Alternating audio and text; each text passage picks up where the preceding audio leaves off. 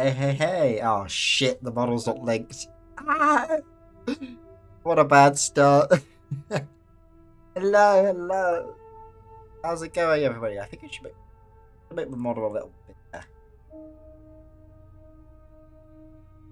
What is that? Hey, that's better.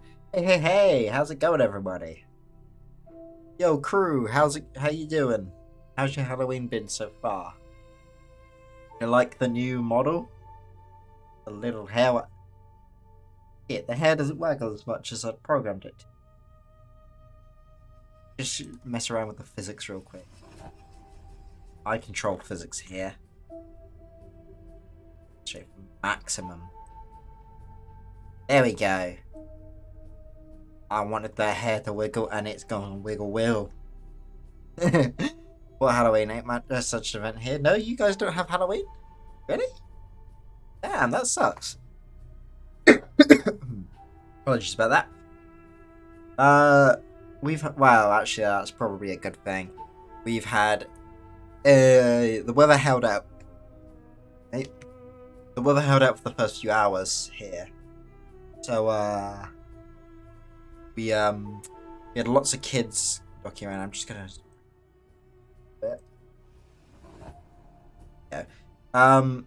Yeah. So we've had a lot of children wandering around the place. Trick or treating, asking for sweets. And then I think it was around 7:30. The heavens opened up, and I was so thankful because the door has stopped ringing. For God's sakes, so no more kids. Woo! Hey, Necro, how you doing? You're so on your forehead. Yeah, even at death, I am determined to cling on to my last shreds of hair. I'd take that bad boy on there. Have a look at that tape. He's on strong. So about about this cursed skeleton model. Nah, ain't nobody going this in here. Yeah, you lucky bastards. We have lots of kids in the area that, especially because of COVID, the last few years, they haven't been able to do it, so they're all suddenly back out in force, trick or treating. I'm hoping there's some good leftover sweets.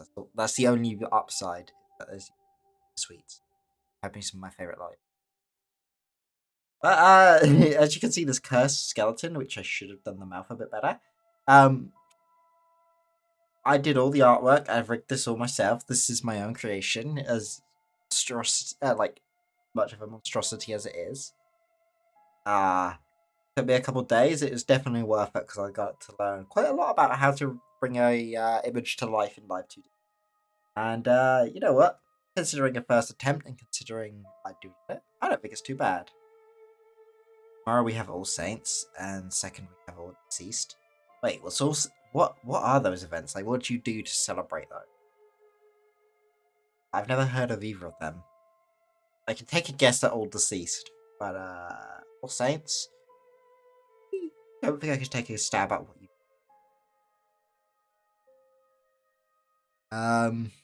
But on the schedule tonight, we have 3 spooky stories and one just kind of weirder one as a warm up. My friend Gallant helped me get all these stories together, and I spent 3 hours reading last night, reading through all the stories he'd given me. And some of them, which I really liked, were just way too long to be used, and I don't know. It was a mixed bag. Like our candle on graves shit. Oh, okay, that's like anti-Halloween. Are you aware why Halloween is celebrated? To be honest, not really, Necro. Halloween is one of those events which is just basically an excuse for me to say, play spooky games and shit. Huh. A model that actually approaches your real life hairstyle. Still a little too much, though. Like you too, Storm. Do you like the new model, by the way? Did it all myself. Desperately clutching to that last strand of hair. Gonna need a bit more sellotape, though, because it looks like it's gonna fall off anytime soon. Maybe just slap some duct tape on that bitch. If you'll notice as well, if you guys throw shit at me, which I'm sure you're about to do now that I've mentioned it, I have new sound effects specifically for this model too. We even got some background music, as you can already hear where I say we've got some. I found a YouTube playlist of an hour of copyright music. If Jesus wouldn't be defeated by the... Ow, fuck you, Necro. There you go. I hope that's not too quiet. I boosted the volume multiple times and it still shows up quiet on mine. But we got the bone rackle there. Yo, crew, thank you for adding to the karaoke stream challenge. God, we are so close to having to sing. Now, that would be a true Halloween horror, wouldn't it? Sorry, yeah, as I was reading with Necro, if Jesus wouldn't be defeated by the flying giant's puke live today. The fuck are you on, crew? Are you on like some Halloween edibles or some shit? I'm pushing that shit. Yeah. You gotta do it, crew. Someone's gotta fund this torture. Someone has to. And of course it... Yo, Necro, thanks for adding to them too. We are now 75% of the way there. Damn. A whole 226. Don't bully him, crew. He's doing his best. Oh, you were talking about pumpkins. Yeah, which word is meant to be pumpkin? Is it... Oh no, it must be the puking. Those giant pumpkins. No one will be alive today, right? That's got to be the one. I don't see any other word which would make sense. Yeah, fucking that battle. Jesus versus the flying pumpkins, man. That was a tough battle, but it was pretty lit, you know. There were candles lighting on fire, pumpkins left, right, and center. You know, Jesus. I remember his favorite moment was just not a. This is not your town, pumpkin boy. What the fuck am I on about? Jesus pulling out the Glock 45, you know. Really claiming his turf. I mean, I think it's funnier if it's flying pumpkins. Oh man, no, that would be good. You've carved a pumpkin before, Storm. You know what that stuff's in. Glock 45? Yeah, there's a Glock 45. Stupidly enough, it doesn't actually fire 45 ACP, but it does exist. I don't know what's going on, you know, with the Glock. I think it's like only like the Glock 17, which is like the only one which makes sense because it has a 17 round mag. Like, okay, you got it right for that one, but what about the rest? Fuck it, random numbers. Flying pumpkins, puking pumpkins everywhere. Glockinator 3000 would be my safe bet. Yes. Ain't nothing more safer than your plastic pistol, you know? Shooting out your 9mm. Yeah, oh yeah, because Glock has weird numerical patterning. Yeah, it does. Glocks are weird. They are plastic bricks, but have somehow become some of the most popular pistols around. You know, if it were, I'm a fan of the 5.7, but that pistol, from what I've heard, is allergic to poor people. The ammunition for that is expensive. The classic 1911, it's nice, but it's like your boomer handgun, you know? Colt Single Action Army, the greatest handgun ever made. 6 shots, more than enough to kill anything. True. But what if there's more than one thing? Then you're a little boned. You got at max 6 men. Even the 1911 has more shots than that. The 7+1 already got 1 round chambered, you know? But right, shall we move on to the first event of tonight? Spooky stories. So yes, these all come from the Creepypasta forum. That was where all the spooky stories I was given from. Whether they originated there or not, I don't know. This first one actually went in for a competition about the Liminal Spaces contest, because Liminal Spaces has been quite popular at the scene recently, thanks to Backroom. Shit that that's come up with. So this story is called The Visitors, where you do a pirate and have an entire... Damn! You just whipping out the fucking cults. You know, who needs to reload when you can throw that bitch on the floor and pull another one out? That's what the poor powder boy's for, isn't it? To reload your cult. Okay. So, without further ado, The Visitor. If I didn't know any better, I'd swear someone's been switching my keys around. Just be another moment, folks. Frank used to know every key on the tarnished old keyring like the back of his hand. There were so many, yet even without labels, he hardly ever had trouble finding them. Of course, his hands weren't as nimble as they once were. His eyesight was even worse. Looking over his shoulder at the visitors, he said, "Sure is good to see you again, sweetheart. I hope the years have treated you well." "Oh, they have," replied the tall woman on the cusp of middle age. "We're coming up to our 20th wedding anniversary, and our son will be attending college soon." But EXE be like, "God damn it. I want a mod to turn Reaper into Revolver Ocelot. That would be a good mod. Shame Overwatch should be." Wonderful. Warms my heart to hear it. Oh, damn. That's not the right one either. Just another moment. The next one's gotta be it. For anyone but Alex, his wife would have seemed like the very embodiment of poise, but she only ever held his hand when she was nervous. He didn't understand what their little detours were about, though. Although he was glad for the chance to stretch his legs. It all started when they'd passed a sign welcoming them into Ripley. Until then, the trip had been going well. They passed a time of snacks, a few out-of-tune duets, idle chit-chat. That all changed upon entering her hometown. After that, she turned off the radio and ignored her husband's attempts to cheer her up. They drove along in relative silence until she told him to turn left. Several more turns led them to an old brick building that had seen better days. The naked flagpole in the front tilted precariously to one side, giving the impression it would topple over at any moment. The parking lot was littered with potholes and uprooted parking curbs. Alex didn't see any broken windows, but the brown, desiccated ivy draped over the building and made it difficult to be sure.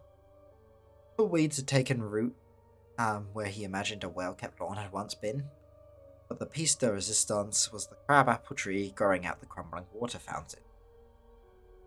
Anna didn't seem daunted by the poor state of her old school. She just stared at the entrance, anxiously bumping her heels against her purse wedged beneath the seat. Despite the unkempt appearance of the property, it was evident someone had been keeping the way to the tidy. Years of being poisoned and shorn clear of the entrance, the creeping ivy's plans to conquest had come to an end, like such plans often do. Its enormous corpse clung to the school like bird shit on a forgotten park bench, leaving it forever marred and ugly. Alex, unsure of what to make of the place, followed along cautiously while Hannah nearly sprinted to the doors. When he reached her, she was finishing a phone call. "Okay, I'll see you soon, Mr. Woodward." "Oh, I don't know if I'm comfortable with that." "Okay, I'll see you soon, Frank." "Thanks again." "Okay, bye." "Who's that?" Alex asked cautiously, unsure if her sullen mood would re-emerge when she'd hung up the phone. An orange sign taped on the inside of the door immediately caught his attention. It read, "You're a former student of Hardley Elementary and wish to schedule a tour. Please call the number below and ask for Mr. Woodward. Take care and enjoy your visit. We hope you find what you're looking for." Hannah waited for her husband to finish reading the notice. "That was the custodian. He's coming by so I can take a look around." "Went to school here?" Suddenly, the derelict property took on a whole new light. He tried imagining children laden with heavy book bags getting on and off buses, roughhousing, lamenting about tests they forgot to study for. None of that seemed to fit the depressing scene around him. Seeing it in its current state, he found it difficult to envision the eyesore as ever being a place of nurturous young minds.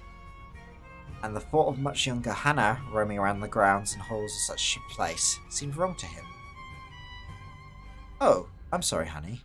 I've left you in the dark about this whole thing, haven't I?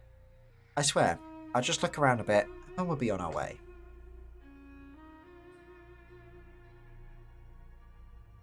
A slight, almost imperceptible edge to her voice made Alex wary of his wife's words. He could tell she was anxious about something. Even the way she held her purse seemed off to him. Following his gaze, she suddenly clutched her purse tighter to her chest. No worries, babe. But I don't get it. What's this place to you? Clearly it's been shut down for a long time." I'm surprised it's not boarded up. It could be teeming with vermin, black mold, God knows what else. Oh, Alex, you're letting your imagination run wild again. I'm sure it's fine. Mr. Woodward said the school has had plenty of visitors over the years. I think he would have mentioned if any of them had been eaten by rats. Glad to see you're taking this seriously. You know, places like these are breeding grounds for... Gosh dear, we're getting bent out of shape over nothing. I just want to see my old classroom, and then we'll go, okay? Alex didn't buy the whole nostalgic tour excuse. Her demeanour had been on the chilly side of lukewarm since they rolled into town. As far as he knew, growing up in Ripley had been an uneventful, as was expected in a town its size. She spoke highly of her time in high school and college, but thinking about it then, couldn't recall her ever hearing about her elementary school days. A few minutes later, an old blue pickup pulled into the lot. It came to a stop where he imagined school buses used to line up. The truck sat there noisily idling for about a minute before the engine shut off. Out stepped a bent old bear of a man in faded overalls and worn work boots. Hey crew, does that sound familiar? I'm sorry.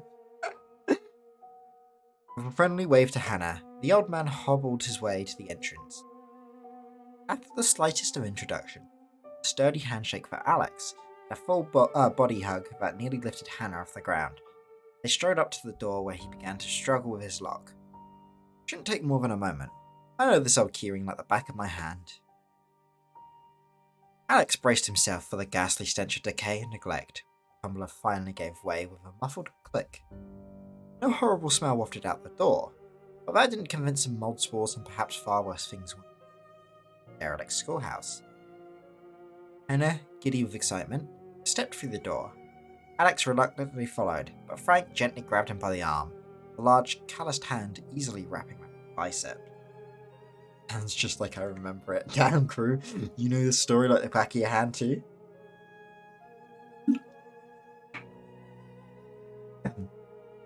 Probably best we stay out here. Let her look around for herself by herself for a while. Alex turned to Frank, quickly surmised that the man could hold him there all day if he wanted. There's some folding chairs just inside the door. Grab a couple, and I'll answer any questions you might have. Frank kept a firm grip on Alex's arm, waiting for a look of compliance in his eyes. Still holding the door open with his other hand, he finally released his grip. There we go. So, grab those chairs and we'll talk, alright? I lived for it. Oh, lived for this shit, I see. That was the worst reading of that line ever. You go on ahead, babe. Me and Frank will be... Turned towards his wife, but she was already far ahead of them. How old were you, Frank? Frank answered with a chuckle. Old. Alex shook his head in frustration. He hadn't intended to be so blunt. I mean, how long have you been working here? Seems like forever. Now, grab those chairs. I'll tell you about Hadley Elementary. Alex peered into a wide hallway. Missing were the stack of mouldy books, rickety old desks, and other outdated school equipment he expected to see lining the halls. His inflated idea of what an abandoned school would look like didn't match what he saw. What he found was a place that looked like it had only been lying dormant for the summer. The unsettling quiet matched better with the exterior of the school, and although the hallway had its share of dark corners, there was plenty of natural light. Glass doors identical to the ones he stood before could be seen at the far end of the hall. Brilliant sunlight shone through, clinging to the floor, was like the ivy on the building's brick facade. The intersecting hall harboured its own rays of creeping light. A crisscrossing network of sun rays created an almost limitless variety of kaleidoscope-like patterns, slowly turning and twisting on the floor. The sound of Frank impatiently clearing his throat reminded him of the task. Anna mentioned there had been other visitors over the years. Yep. You two are the first in... I'd say it's almost been 3 years. But it looks like somebody cleaned recently.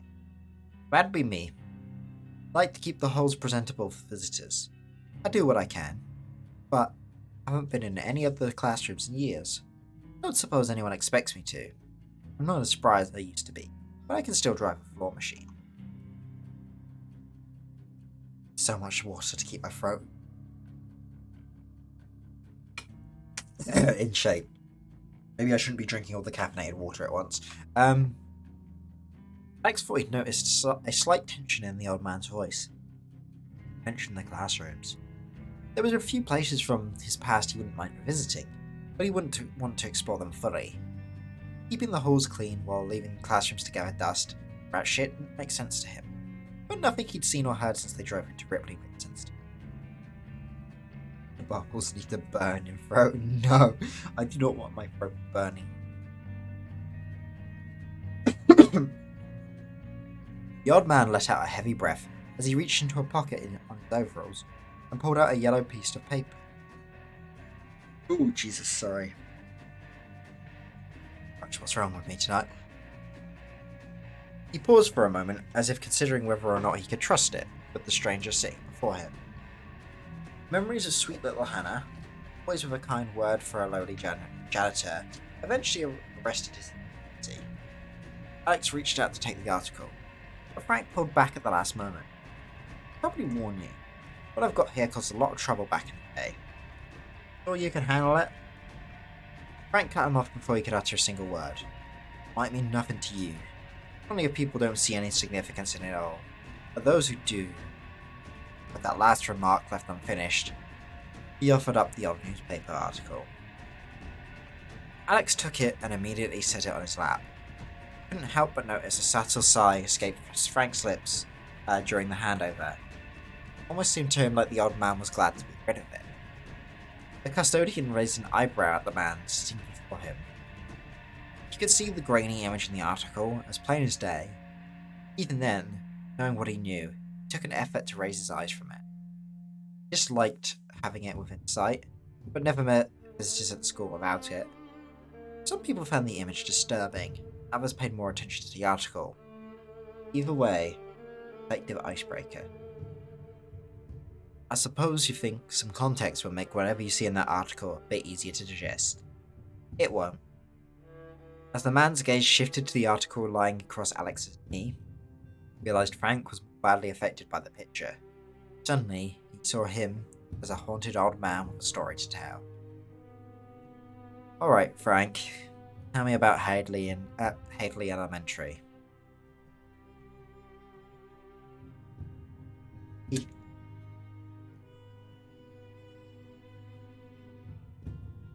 Nobody bothered asking Hannah if she wanted to be in the experimental program at school. Her father compared it to the moon landing, mingling patriotic metaphors into the old promises of jetpacks and flying cars. And her mother recited quotes from the Bible, accenting each with the words blasphemy and synonyms. Experimental She didn't know it, but similar arguments were occurring in homes all over the area that summer. Of course, their program was going to go ahead no matter how many people in the town hall or sent letters to their local representative. To quiet the restless hum that had settled over the small town of Ripley, the powers that be decided to make the program voluntary. The compromise was quite simple. The 3rd, 6th grade classroom at Hadley Elementary was set up for those who opted out, and the children from neighbouring areas were selected to fill any vacancies. By the time the school year was set to start, Hannah and 49 other students from all over the county were chosen to participate in the experimental program. She'd been going to Hadley Elementary since 1st grade, but hardly recognised the place on day 1 of the new school year.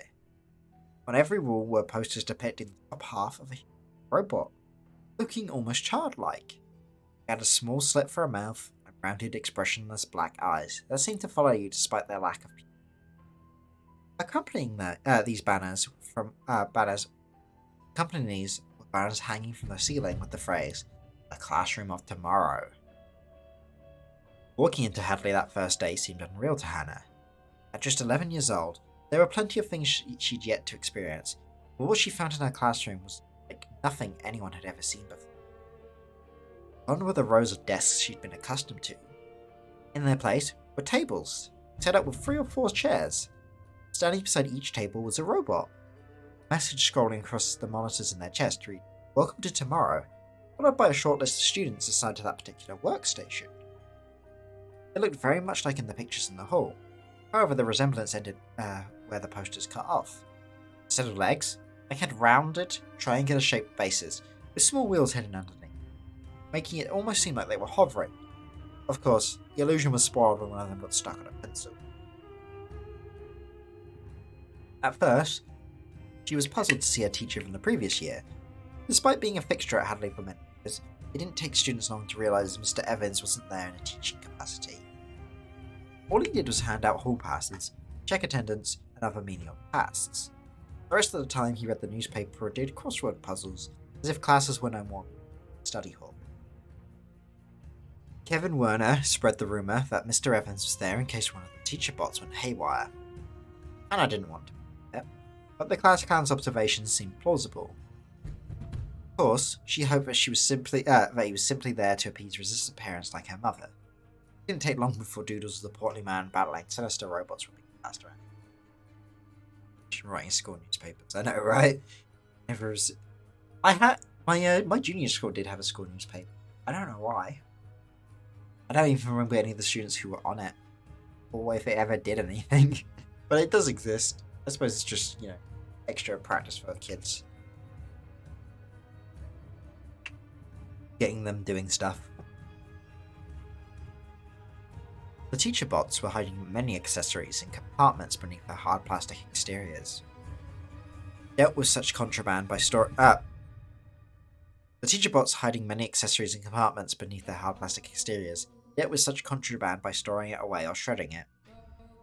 Though off-putting at first, their efficient, unemotional way of performing tasks was eventually accepted. Gone were the days of walking across the classroom to sharpen a pencil.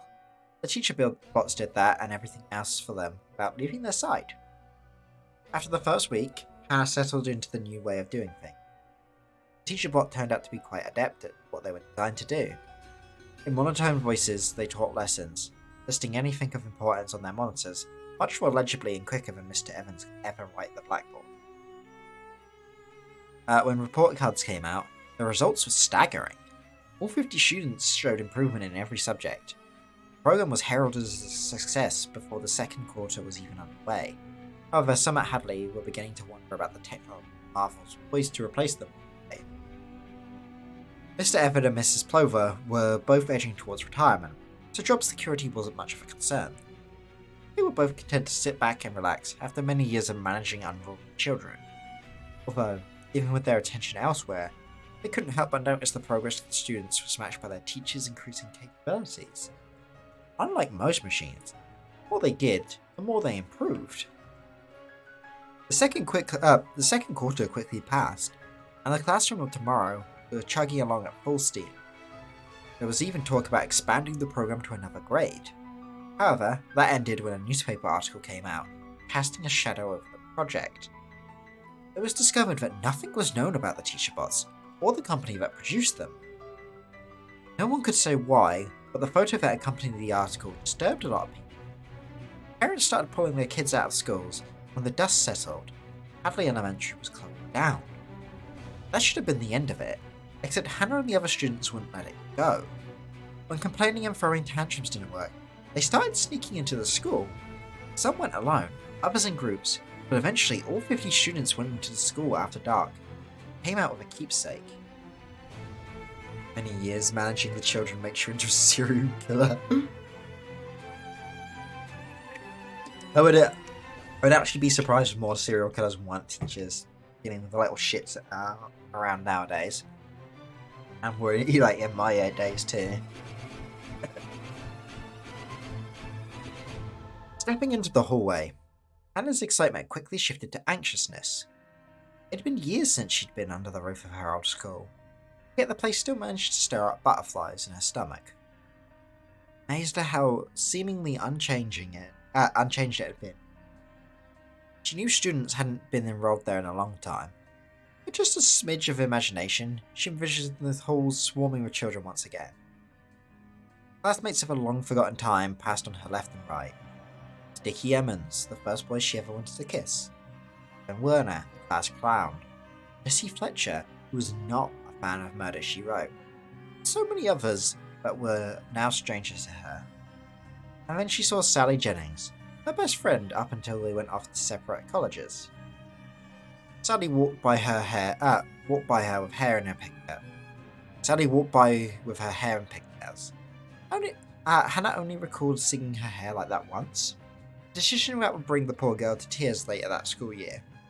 Looking around, she noticed that all the children were wearing their best clothes, and suddenly she knew what day she was remembering. It was picture day, and they were all heading to the auditorium to have their class picture.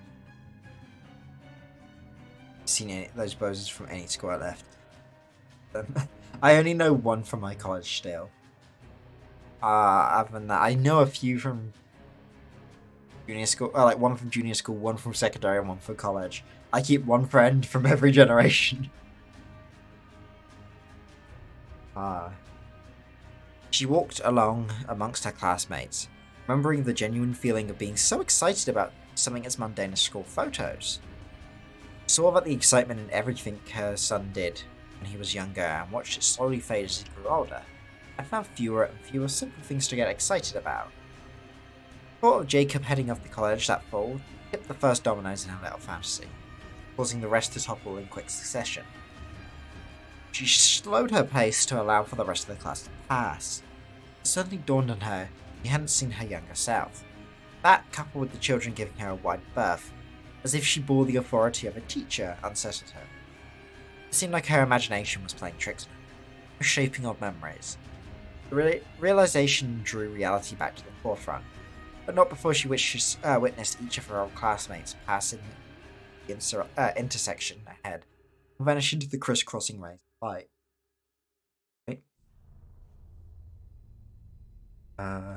Thousands of dust motes, made more visible by light, floated about chaotically like red-hot embers, escaping a conflagration. Hannah, wondering if she too would vanish upon stepping into the intersection, as ridiculous as the thought was, did give her pause. Cautiously moving closer, she raised her head to shield her eyes from the glare. Remembering which way to go, she stepped into the light. Had she lingered a little longer, her husband would have seen her turn left. Turning the corner, she stopped in her tracks, studying the way stretched before her. But she saw something lying in the doorway of the classroom on the left side of the hall. But it wasn't too far away to make out. She slowly edged forward, gaining confidence with every step. Finally, reaching the door, she leaned down and picked up her frayed cord. She recognized it immediately. It belonged to one of the teacher bots. As she thought about her teacher, something eclipsed the sunlight pursuing her. She turned around. There, in the intersection, stood a figure obscured by the glaring light. "Fetch up, slowpoke," she said, a bit too loudly in the silent hallway. "Aren't you curious to meet my old teacher?"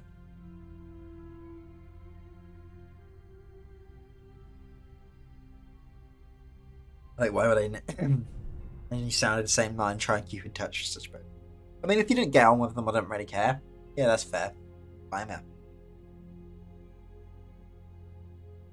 I kept in contact with a few because they're either just good friends that I've kept around over the years, or just we hang out for like years on after.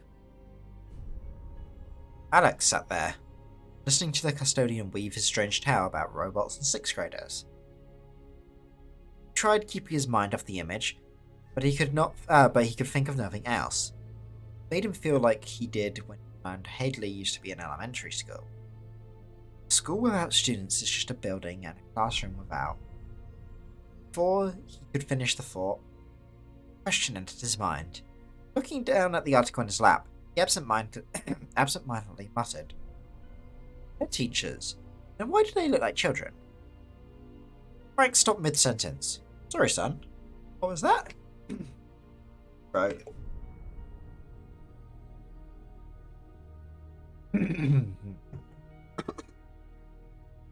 Apologies.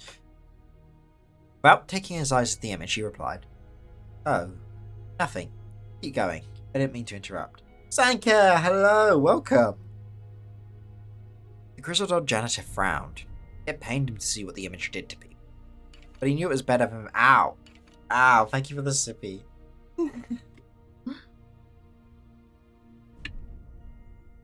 Ow! Stop throwing shit at me. I'm a bony boy. Don't make my bones rattle. Oh, where was I? It pained him to see what the image did to people, but he knew it was better than visiting the actual classroom.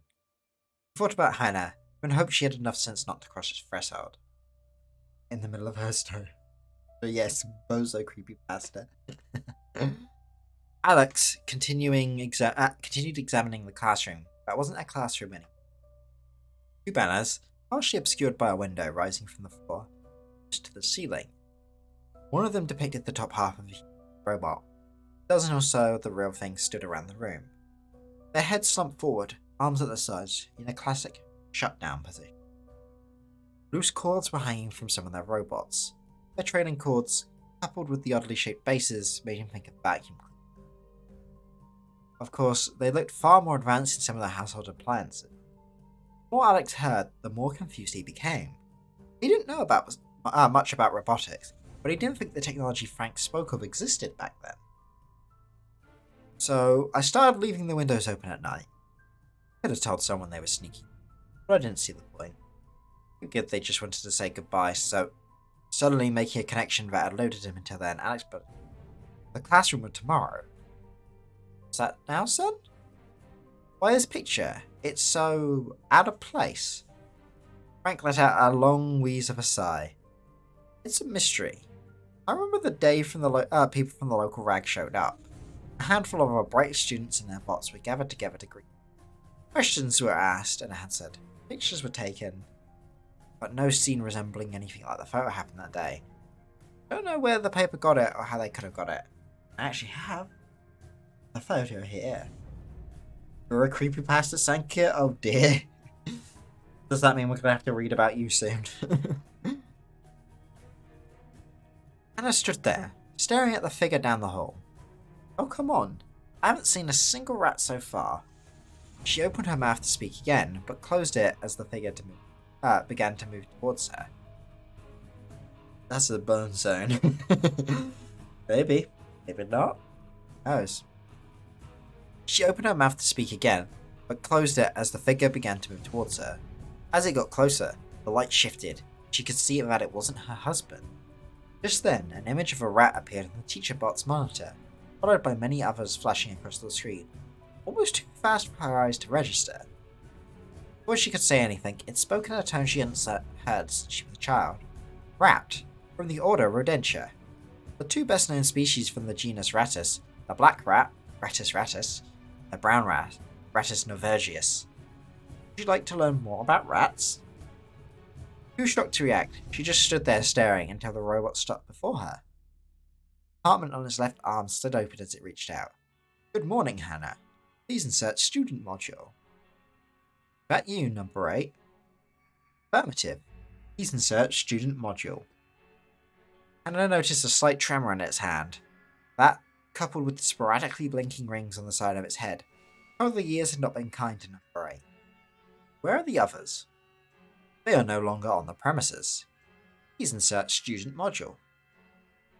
She reached into her purse and pulled out her keys. Hanging amongst them was a plastic keepsake. Even after it no longer seemed useful, she unclipped it from the zipper on her backpack and attached it to her keyring. Over 3 decades she'd carried it with her everywhere she went.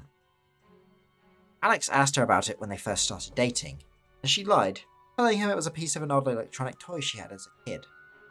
A red light on its one end started blinking when Ripley. Not knowing how to explain it to her husband, she stuffed it into her purse under the seat. Catching it, she inserted it beside the 3 modules that belonged to her classmates. Once the compartment closed, number 8 immediately zipped around her down the hole. Wait, where are you going? She rushed after it, passing classroom after classroom, but her old teacher was much faster than she remembered. Number 8 vanished in the glaring light at the end, but she knew where to find it. Turning left, she slowed her pace to catch her breath. Her robot wasn't too far away, standing in the doorway of Hannah's old classroom. She didn't seem to notice her when she stepped up behind it. The child-sized robot blocked the doorway. She had no trouble seeing over his head. When she saw what she saw in the classroom, it didn't look like it. Didn't look it like it had when she was a student, but she noticed she'd seen the very same scene once before. Then it dawned on her. What she saw was almost exactly like the image in the newspaper article that got Hadley shut down. Hannah was surprised she remembered it after so many years. She could see it in her head as clear as day. There was only one thing needed to make the scene identical to what she remembered. She looked down at number 8, staring up at her. The robot wasn't capable of expressing emotion, but in that moment, she thought it looked sad, like it was hesitant to do something it didn't want to do. She spoke softly then. "You're the last piece of the puzzle, aren't you?" Number 8 responded with the only way it knew how. John Spilsbury, a British cartographer, is credited as creating the first jigsaw puzzle in 1766. Would you like to learn more about puzzles? Hannah looked into the dreary room, full of shut-down robots, and then looked back at number 8.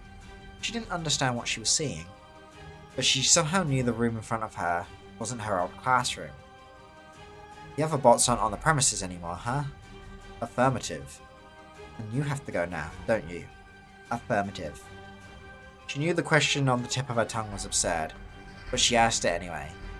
"Can I go with you?" "Negative. Students are not allowed off the premises during school hours. Please return to class." "Okay then. Goodbye, number 8. You were my favourite teacher." A quiet moment passed, and before number 8 turned into the classroom, she watched it park itself in front of the others.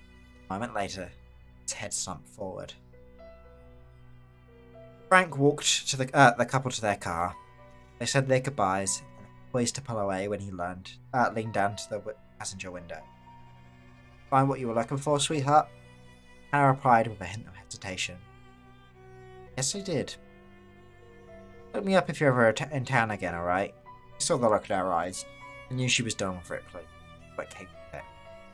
It saddened him, but he figured it was for the best. "You're a sweet man, Mr. Frank. I won't ever forget you." That, she gave him a peck on the cheek, and he drove away. Walking back to his truck, Frank watched them pull out of the parking lot. Looking in the back of his pickup, he saw everything he was there. He didn't know who purchased the old schoolhouse, hiring to look after the place and open it up for visitors was done anonymously, but the monthly checks for his services never stopped coming. As he walked towards the school, he thought about the instructions he received so many years ago. Hannah was the last of the students of tomorrow. Now, he had just one last thing to do. It seemed crazy, but over time he came to see it as a fitting end for such a strange tale. The couple drove along in silence. Hannah could see Alex watching her out of the corner of his eyes. It was obvious he had questions. He wasn't sure how much she'd tell him, or if she could even put it all into words. She turned on the radio and leaned back in her seat. Glanced at the side mirror as they passed a sign informing them of leaving Ripley. Behind them, she could see a plume of smoke reaching towards the sky. And that is our first story of the night. What do you think, guys? That one was called The Visitor, and it was written by someone called Colpitt. Not really a spooky tale as such, more of just a weird sort of mystery one. I thought it'd make for a nice little warm-up one. It's longer than I remember. Our mornings are spooky out. Of course your mornings are spooky through. God knows what you get up to. Okay, our next story is definitely shorter. It's called Rap Rat. Like the shitty board game, Rap Rat. Ever heard of Nightmare? Like a lot of other games in the 90s, it came with a VHS, which you timed with your play. The character in the video would give you instructions of what to do while you were playing the game in real time. Being a scaredy cat, I refused to play it when my mum bought it for us. My brother was disappointed about not being able to play Nightmare, but my mum had a solution. She brought out Rap Rat, was a cheap, dingy little thing catered to kids my age. We went around the board, collected trees. First player to reach the end would win. It seemed simple enough, and since it reminded us of Mousetrap, which we didn't have, there were no objections. What do I mean? We popped the movie into the VHS and set up the board. The first part of the video was just a simple explanation of the rules, as well as instructions on how the game worked. Then, Rap Rat came onto the TV. He was not what any of us had been expecting. My smaller brother, who was only 3 at the time, immediately left the room crying.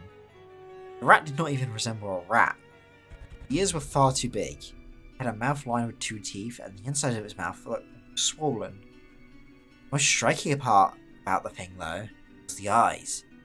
Large, glassy, and fish-like.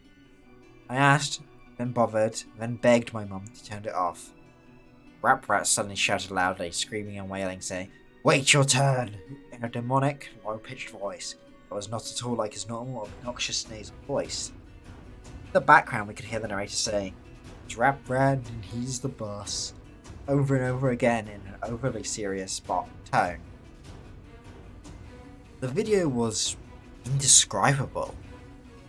Images crossed the screen in quick succession, overcut with Rap Rat's expressionless eyes. The images were some of the things I was afraid of at the time. A person looking over a balcony, a hornet slowly stinging someone's eye, extreme close-up of a tarantula, full of writhing cobras, and a bloodied syringe filled with green fluid. We immediately turned the video off, and I ran out of the room screaming, slamming my door.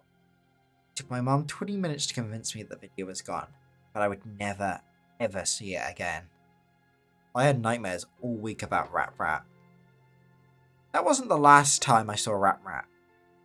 While my girlfriend and I were preparing to move in together, I was cleaning out the closet of my room and found Rap Rat again. The same VHS and the same board inside. It was almost perfectly intact, except for a thick layer of cobwebs and dust bunnies on top of it. That was strange. Why did my mother get rid of it? And what was the game doing in my room?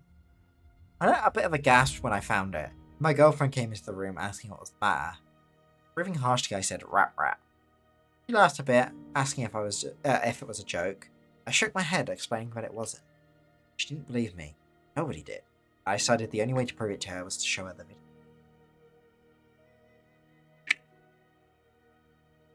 I know shitty board games can be scary, but man. I borrowed my neighbour's VHS, played the video for her. However, the images had changed.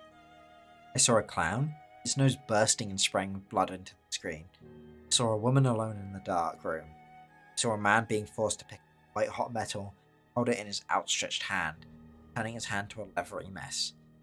The scratchings I heard as a child continued, picking up louder and louder.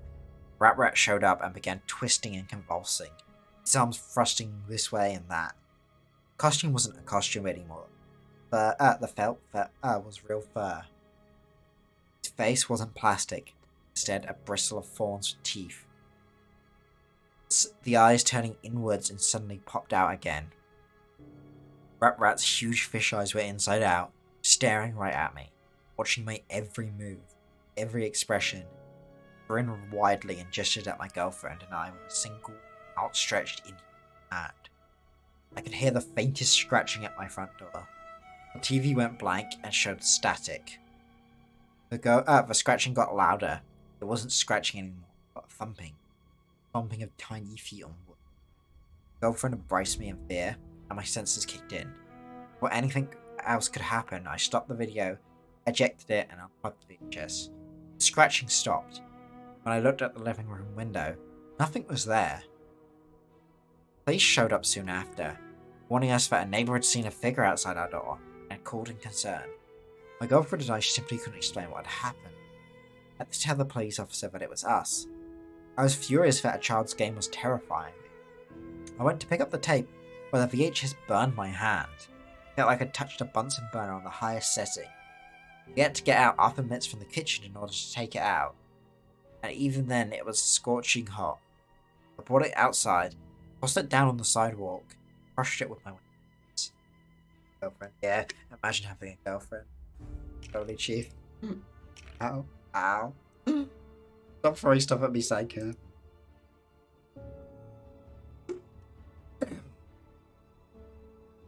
Crew seems horny.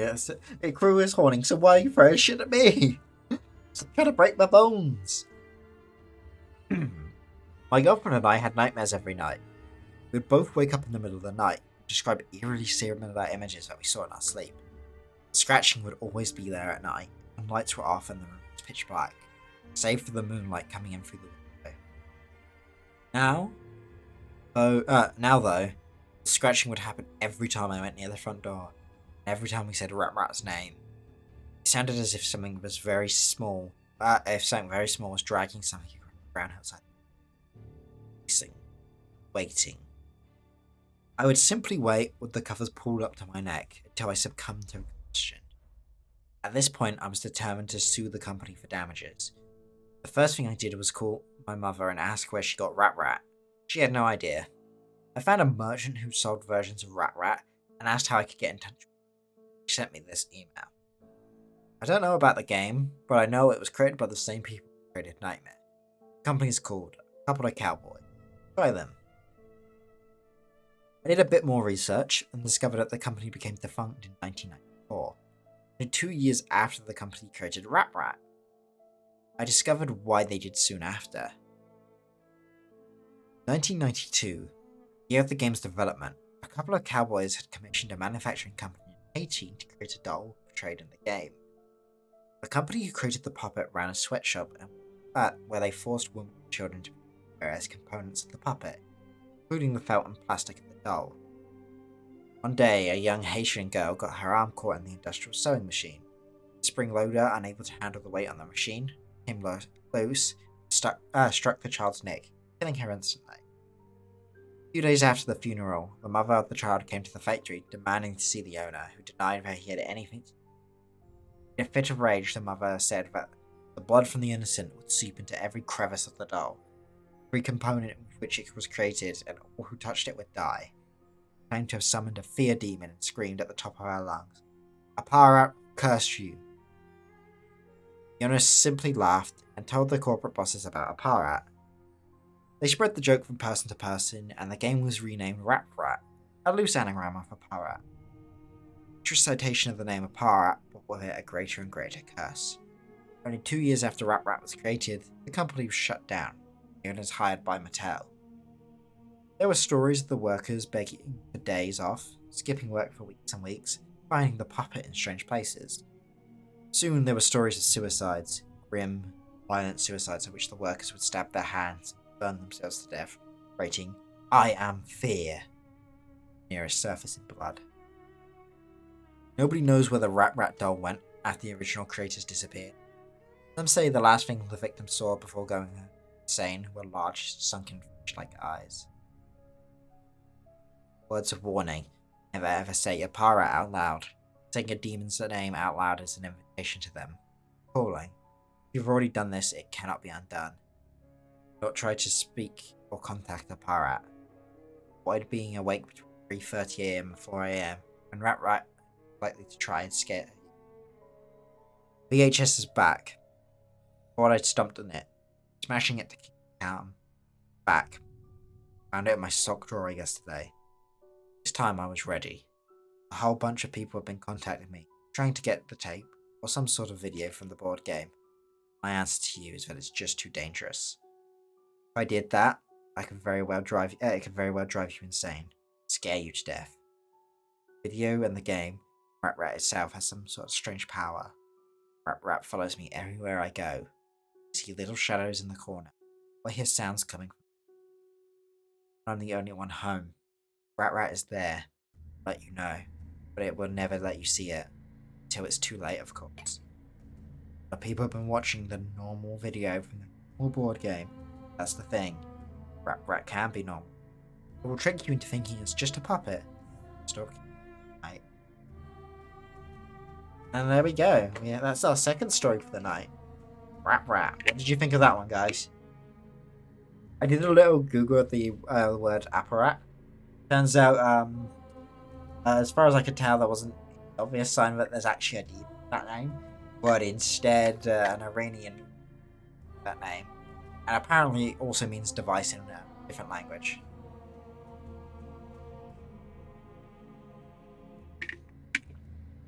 A little bit better, but yeah, it's not the greatest. I think they kind of kept themselves at the end with some of the stuff, like trying to give answers on it. I think they didn't really need that. I think it would have been better without all the stuff from Haiti. Okay, so our third story of the night is called Fog. If you're reading this, when I am dead, you're standing aboard a derelict Cyclone-class patrol ship, USS Mistral. Her engine's dead and her electrical systems non-functional.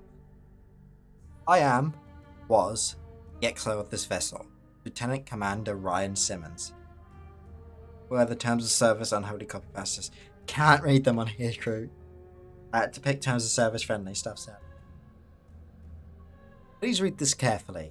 If you're an officer or enlisted man in the United States Navy, this is an order. Scuttle this vessel immediately. Do not finish this letter. Get off the Mistral at once. Send her down. Consider this a quarantine scenario. All hands are likely dead. God help you if they're not.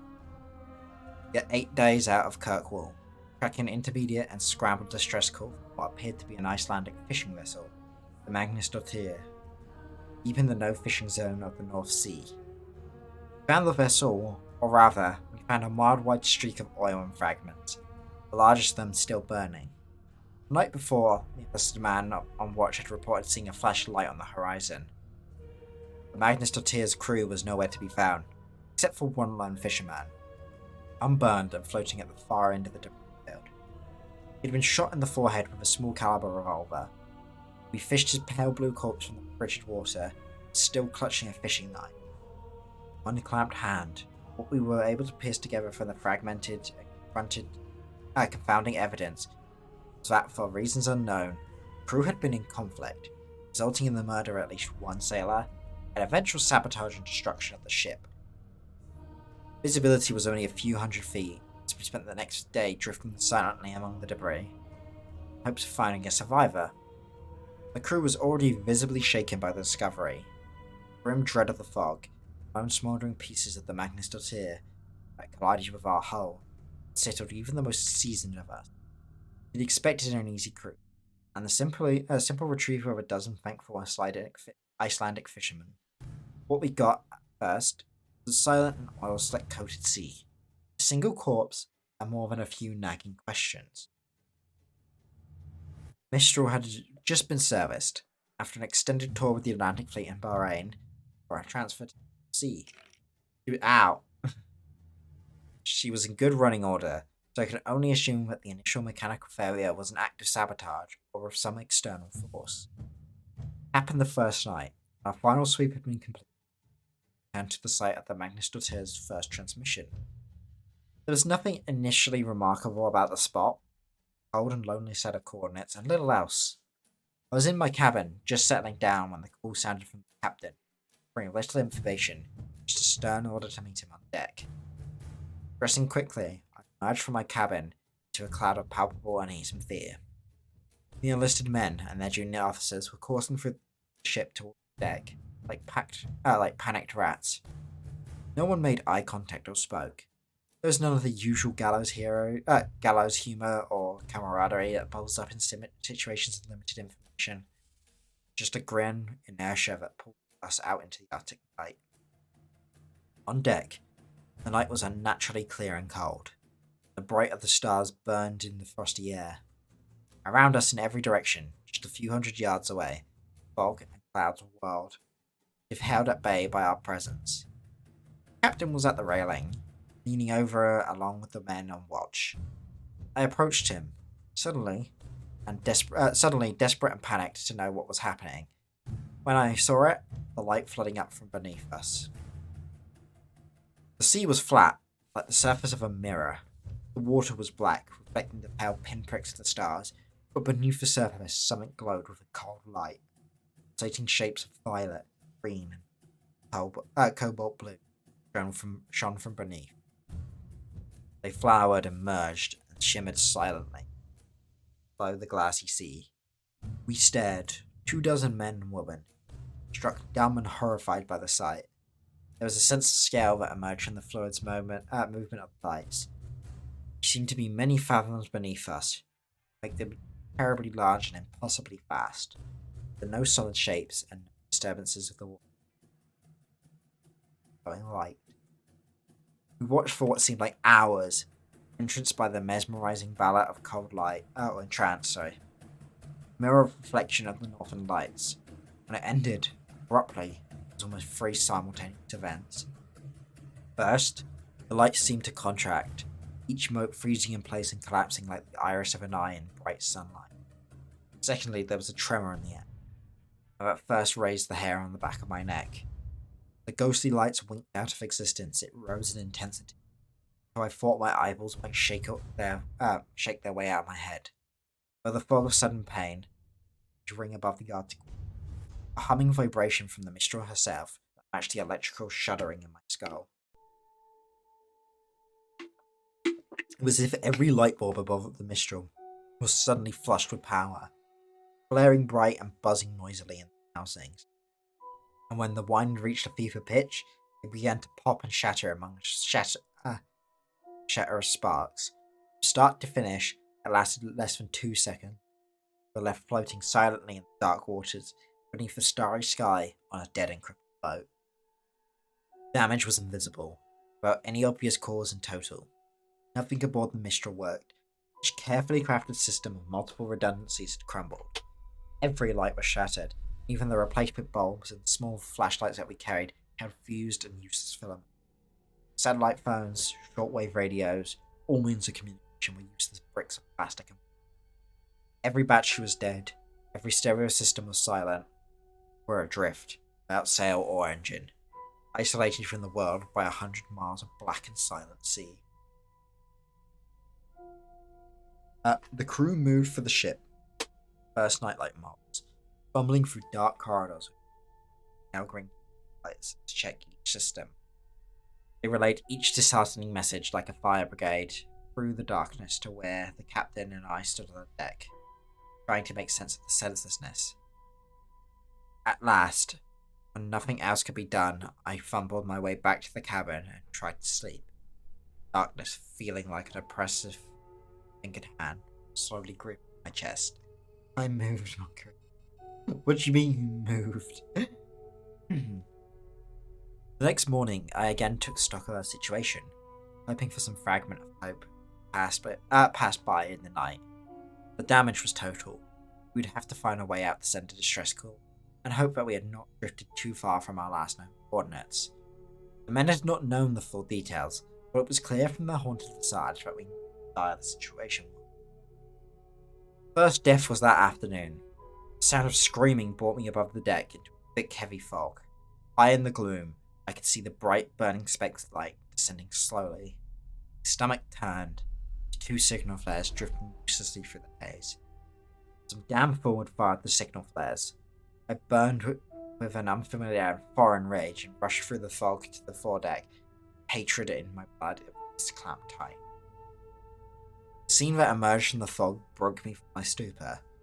The enlisted men, flare guns still in hand, lay broken in a pool of blood. The captain stood over him, clutching the railing, driving the heel of his boot repeatedly into the broken mess of the boy's skull. I realized then that the screaming I heard, the high-kneeing wail that was coming from the captain, to face it in a rictus of animal rage. Around them was a small crowd, standing motionless and silent, watching like sentinels. The captain turned to see me, dropped into a crouch. His fingers wrapped around the flare gun and raised it to level with my eyes. We stared for a long moment at each other. Our eyes locked as he panted heavily, face lightly spattered with blood. The only sound was the wet, gurgling exhale of the enlisted man's death rattle, a bubble of blood forming on his ruined face. I'd served with this man for nearly a decade. This was not the man I knew. This was a hollow simulacrum, filled with violence and terror. I spoke to him then. In a soothing voice, I asked him to hand me the flare gun. He said nothing at first, then spoke. Voice, a tiny trembling sound that was swallowed up by the thick gloom. Murdered us, Ryan. Fog. Flares would never. He shook his head and clenched his eyes tight, as if he was trying to shake himself from a dream. He shuddered once, violently, back arching like a seizure. This little fucker's killed us, he choked out. The flare gun waved in the air, and I just took a step closer, reaching out for him. He opened his eyes and I froze again. He silently stared at it one. Going to die here, he giggled. I always wanted to watch you die, you fucking coward. He tilted his head back and laughed. One hyena-like bark to the great sky, and then put the flare gun in his mouth and fired. The last flare igniting and temporarily embathing his head in a halo of magnesium orange smoke. He tumbled back over the railings. If there was a splash when he hit the water, it was swallowed by the fog. I stopped for what seemed like a very long time. It slowly dawned on me that I was alone. The silent audience having melted away below decks, no doubt taking the grim tale with them. I feared for morale, an absurd concern. I realized now, but could not move from the spot, as if sheer force of will seemed to regurgitate the man, friend. The first gunshot broke me from my reverie. Emergency lockers. I found that a handful of flare guns remained. I stuffed one into each pocket. Grim passageway below deck. Over the hollow retort of gunshots and other muffled sounds began to emerge, the choking sobs, screams of pain and anger, all bringing the faint impression of the copper smell of blood. Dark was oppressive and thick as my heart rose in my chest. The pale fading light of the chemical glow sticks that hung at regular intervals. The bare corridor, and I moved slowly towards my cabin. He had been sacked. My service pistol was missing. The next two cabins held the corpses of the junior officers, broken forms still in their bunks, skulls open like blossoming flowers under the blank shots. I felt the distinct and irrational desire to run on deck and leap overboard, to swim away from the boat in the unknown sea. I gripped a flare gun and held it out ahead of me, less like a weapon, more like a talisman. I began to pace slowly down the corridor to the distant bunks. The door was wide open, and the smell of blood and fear and shit was nauseating. I slowly adjusted to him. I saw a field of bodies, torn, shredded, and battered by bullets and makeshift clubs. A few of the men still moved, twitching slightly. I watched in frozen terror as one man, his face a mask of blood and rage, turned up his head to regard me. A weak cry of rage began to drag himself with his arms, trailing a broken and shattered leg toward. From the shadows, another man pounced on him, boot digging into the man's back, with a cracking sound. I recognized the attacker's face in the green chemical dim. Quiet and bookish young man, like the captain. This was not the man I knew. This was a beast that wore his skin. He reached down and grabbed the wounded man's jaw, thumb slipping in his mouth. The wounded man growled a feral, mindless sound, tried to bite down. His attacker gripped tight. The jaw came off with the sounds of tearing tendons and an ululating shriek, vanished into the air. He was no longer breathing. Holding silently at the entrance, the attacker snapped his head up to see me. Nostrils flaring, the jawbone hit the floor with a sound. He lunged towards me with silent animal grace. I fired the flare gun and it hit him square in the chest. His shot caught fire and all air escaped his lungs with a sudden exhale. But impossibly, he continued on towards me. I passed through the portal and slammed the door. Fire had climbed into his hair, just squealing now. Hands clawed steel outstretched toward him. Felt him impact against the door. A sort of a nightmare visage wreathed in fire from a small hole. Lips already burnt away to reveal 2 rows of perfect teeth. He wailed and began to smash his burning form against the door. Once, twice, 3 times. Then, silence. I raised my eyes to the porthole, saw only the faint image of the burning man's shape, disappeared into the darkness. All conscious thought evaporated and I fled from that carnal house. I have barricaded all entrances to below deck now, doom myself to a slow death at the hands of the... I can still hear the living ones down there, screaming and banging on the doors. They are not the men that I knew. I console myself with this thought, as I leave them in the dark to starve or murder each other. You have read this far and have not fled these waters, or God forbid, are still aboard the Mistral. But I beg you again, leave now while you can. Not look below deck. None of us left to save. Certainly none worth saving. It's cold now, fading day sundering the powerful grey light of the dark. There are no stars this night, but the heavy blanket of night. If I could get below, I would find some way of destroying the Mistral, like the brave man of the Magnus Dauteur. It is too late. Most I can make of my last moments, as feeling fleas, extremities, and writing. Please, send us into the deep. How no one you found us and never return. There are things and primal desires older than forces beyond the grasp of us. They dwell here, beneath the frozen sea. That was The Fog, ladies and gentlemen, by Joseph Kim. What did you think? Enjoy that one? I kind of like this one a bit.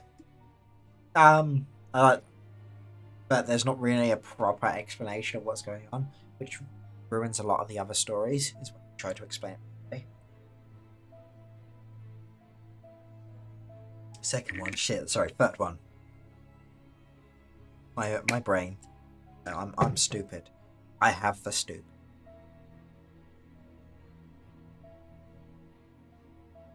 But, yeah, I kind of like that one. Not this last one. It actually creeped me out the most, though. Like this one actually had me creepy, like being weirded out for, like all night last night and all morning. So we have our final story. This one is titled Gurgles and Bugman. This is also a short one. I can say the most of Rat Pack. So, after my last experience, my parents reminded me of another story from my childhood. When you're 5, your mind lacks the experience to make informed judgments or connect things which aren't obvious. Over the years, the details get fuzzy and forgotten. Speaking with my parents the other day, I cleared the cobwebs burying the story. I remember now, much too clearly, that the story of Gurgles and Bugman. I'd just started kindergarten that year. Everyone's a friend when you're 5, so I had no shortage of classmates. Coming from a poor family, I didn't get to see many of them outside of school. My parents spent all their waking hours trying to make ends meet, and I didn't have time to ferry me from house to house. So I spent my early years mostly keeping to myself, playing with the random assortment of knickknacks from the shelf in my room. Being short of money, my family had a habit of hoarding, so they hated to throw anything out. One particular item on the shelf was a small, old-fashioned TV set. A wooden veneer box, about 2 feet wide by a foot tall.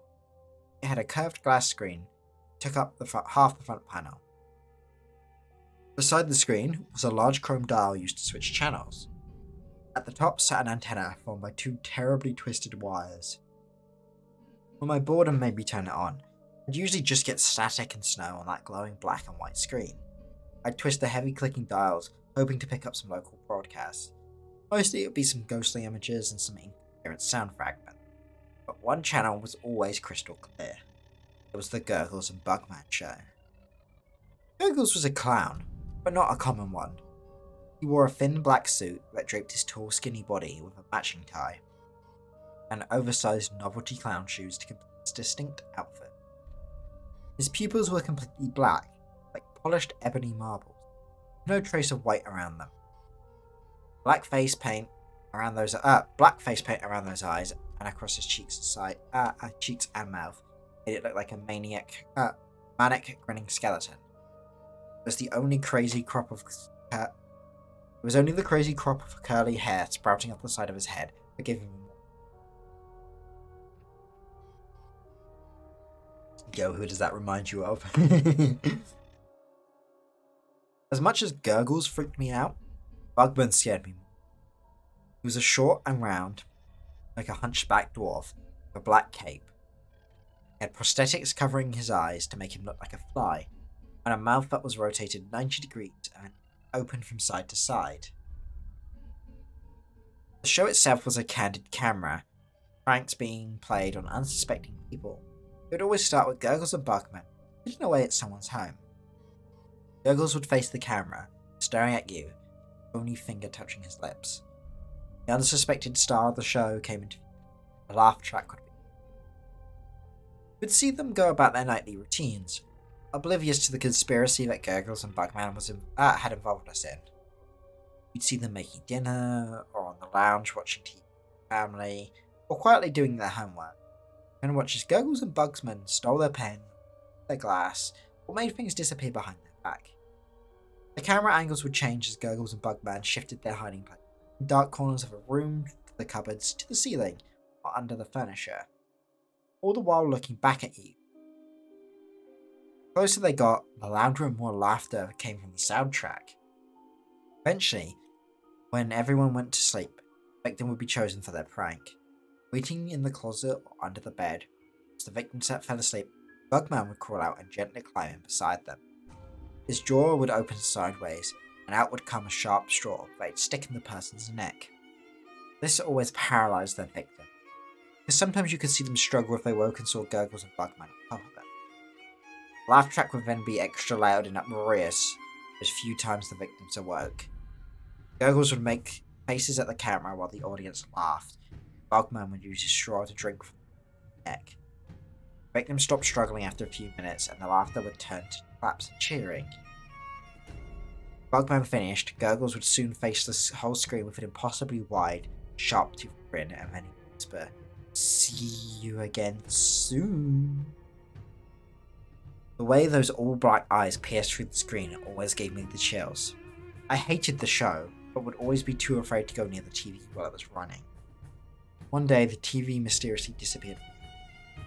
My parents told my 5-year-old self that they sold it to pay some bills. I accepted that without question. I was kinda glad it was gone.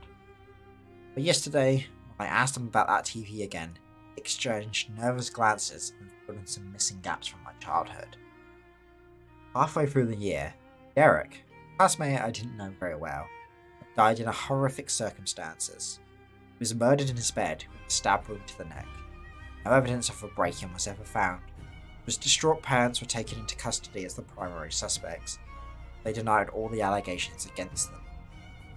At the time, Mrs. Nolan, my teacher, told our class, had apparently explained to her that Derek couldn't be dead because I saw him and his family on Gurgles and Bugman's show the day before.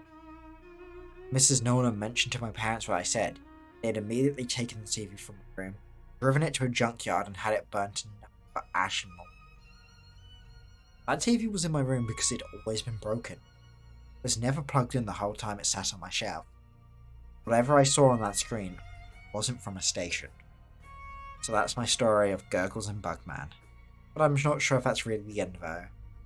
After all, Gurgles and Bugman still perform their nightly show for us for some unsuspecting viewer somewhere in this world. If so, who will be their next star? And that was our final story. What did you think of that one? I think this one's a much stronger story. This one actually genuinely gave me the heebie-jeebies for the rest of the night. I don't know why, but like childhood stuff like that is the one which definitely gets me. Just my parents tell me about it. As a kid, I used to apparently be afraid of something called the Overman, which was something, I guess, in my imagination. And apparently I also used to talk to people that didn't exist in the room, etc.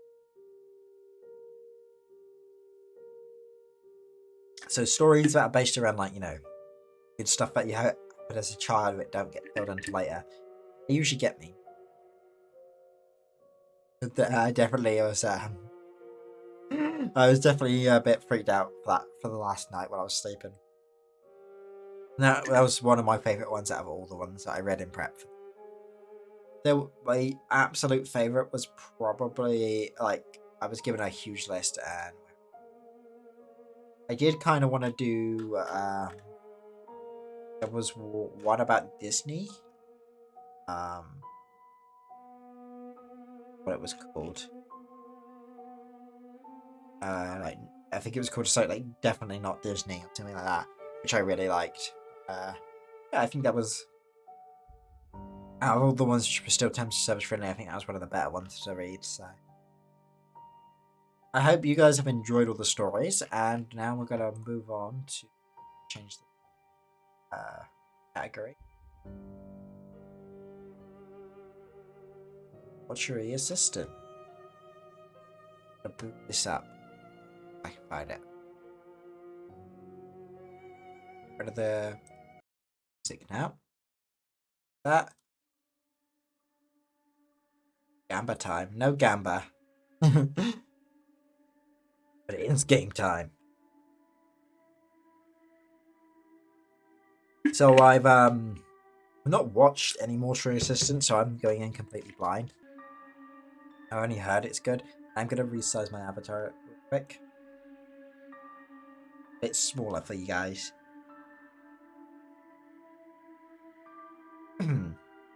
Okay. We get a new shift.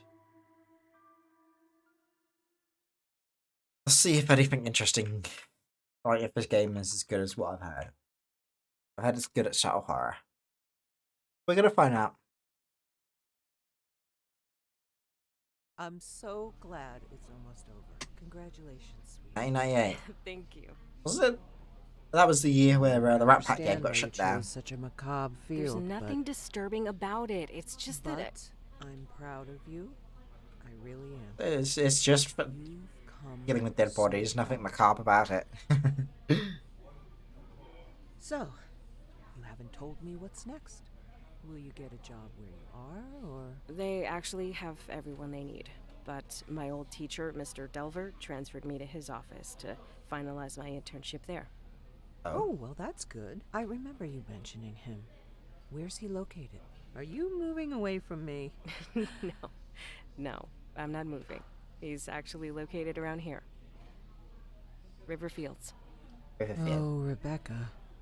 I don't like that. Grandma, Even I've heard things about that place. Just be worried people about you. make up stories. Death is a scary thing to a lot of people. And we try to explain things we don't understand. well, that's and scary. we want comfort when we lose Fucking someone we hair love. bottles. No one's embalming any ghost bodies or whatever. It's fine. All right. I'm sorry. Trust Grandma. He knows best. I wanted to give you this anyway. So, here. Oh? I don't know if I want that. Just take it, please. It should be yours anyway. Okay. So this is my inheritance, is it? Wait for the boys to take that. Wait, they don't even show her taking it, they just show her touching the table. I'm so proud of you. When is all this happening? When do you start? I've actually been there for a few weeks now. My review is tomorrow. Hey! Alright, time to embalm some dead bodies. Game automatically saves when you reach a checkpoint. See that icon. Okay. The plus thing about having a just a set of bony ribs, but people can see through it. Therefore, it's not blocky anything. That's an unusual bonus.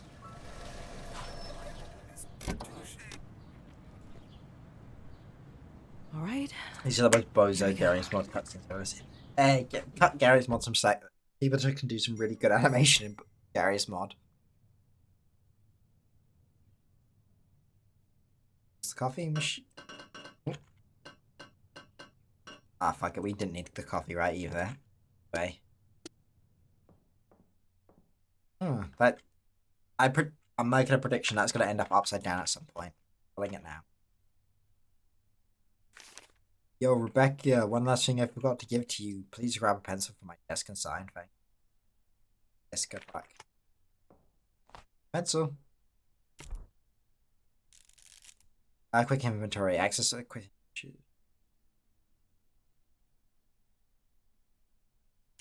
right now, was it?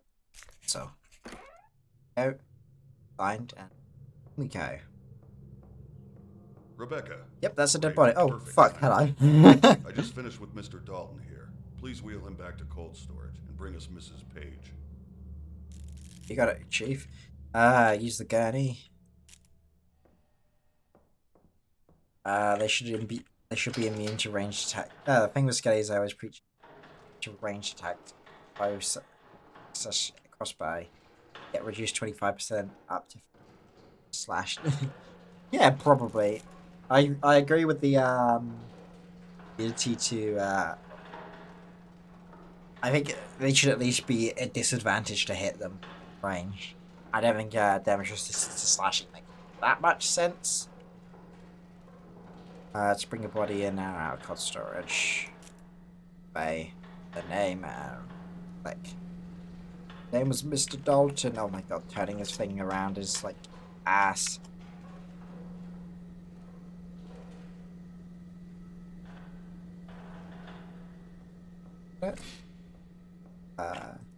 Was Mr. Dalton, right? Yeah, Oswald Dalton. Okay.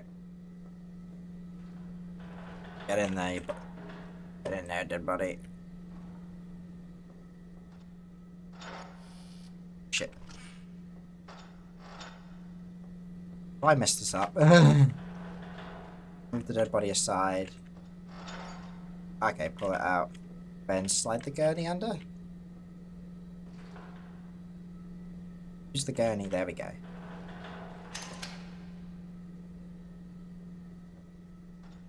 Back in the freezer you go, sir. We should do it from the side without the door. Am I looking for... place?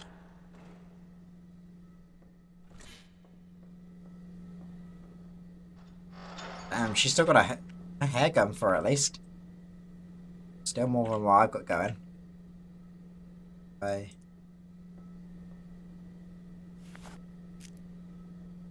This is all the way out. Ah, there we go. And slide the rack back. All the way in. Why is that so difficult? Oh damn, she's got psyche dead old lady titties. God, we're gonna get ourselves in trouble. God, the shins are so pointy too. You can fucking cut meat on that. Burning the gurney is like ass. Those are the best ones. Ooh, no, crew, no. Alright, I'm just finishing up something here, so why don't you grab the clipboard and start recording identifying marks. I'll get out of your way when you're done and let you hop in here. Okay. Let's take it. Oh, God. Small scratches, bruises, and interact with them. Aha. Have a puncture wound on the back. Let's see.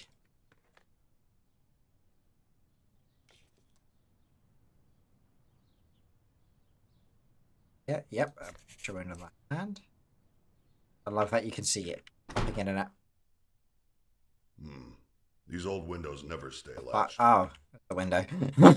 I was so confused more than anything there. It'd fit. Stairs are those? No, crew, no. This is not a kill. You're getting banned from the mortuary. Gunshot wound?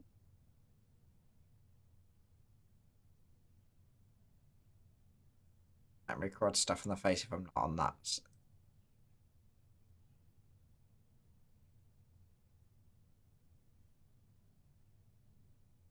Face. I guess I gotta go around the back.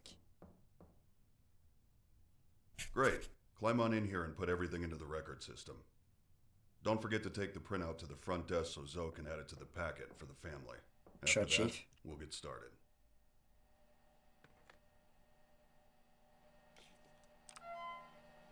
Good network, how to enter the data. Click the record system icon. Okay. What was that? I didn't say anything. Shall all right? Yeah, I'm fine. Sorry. Yeah, I don't like this place already. They already told me I'm gonna die here.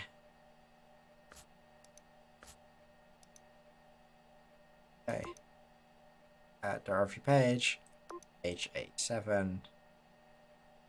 That should be it. Oh. Boom. See, we can do IT. He's smart. What? I have a permanent visit card with 10 plus stickers in it. Fuck off, so you have a visit card to our mortuary. What are you doing here?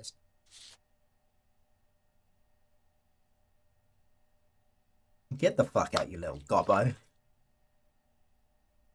Farming report. Okay. Follow up front, so they have it. Oh, good. We have a sprint. That's always a sign, isn't it? Maybe we just. Time to embalm. Farming time. Here's where we All get right. to the fun part, I Let's guess. set everything out so you can just go ahead and get started. I'll be monitoring. I swear you disappeared and then reappeared. Everything's on your list there if you need it. Meditating? You were not coming here to meditate. Wire draw shut with needle injector and setting.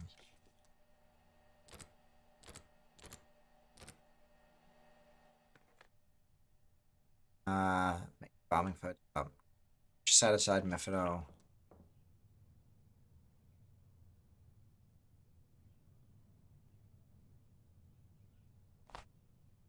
Rising wipe. Okay. New injector. Scalpel. Eye caps. Tubing. Can't hold anything else. Yeah, we actually. I can't hold anything else. I can't use that here.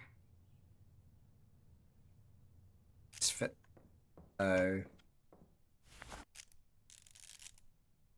Setting the face. Pull the manipulator up. Button. Driving bars into the skull and twist the wire. Oh, God.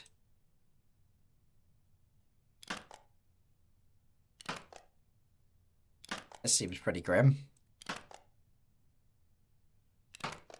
This is not what I thought I was going to do. What do you mean? Am I right to find a Zen? Yeah, not at a fucking mortuary's yard. There we go. Okay, well, I can no longer scream at least. Eye caps. Placing eye caps. Use the manipulator to open it. Complete.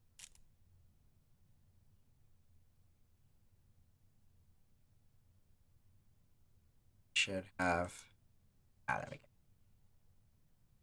All right. I don't need to read. Farming photos. Okay.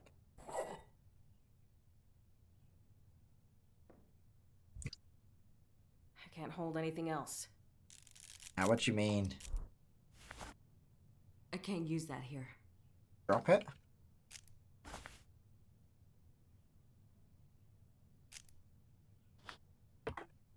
Drop it. Good.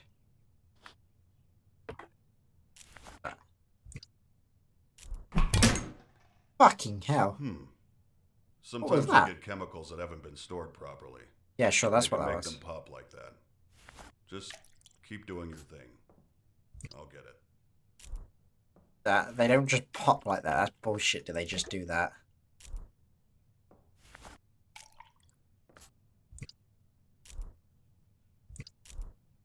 Farming fluids.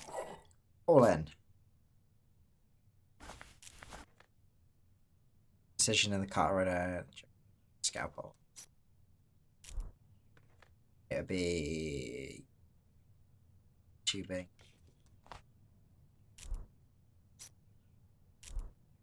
I guess I can carry all the tools at least.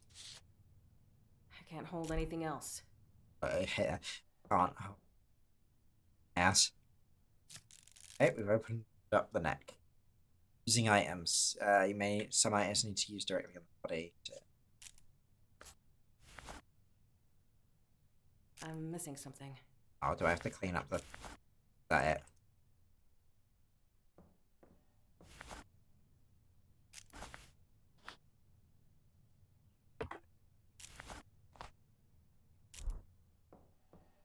have to clean it up. Not like it's gonna get infected. I'm missing something.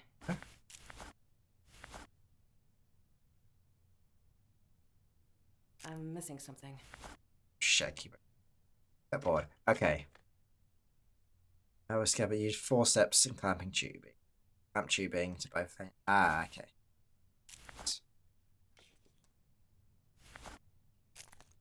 Go. Grab ourselves the tubing. Yeah, I'm a professional, sir. I'm definitely not just throwing shit on the floor left, right, and center. I have no idea what I'm doing. Okay. In. Engage the pump, but body drain.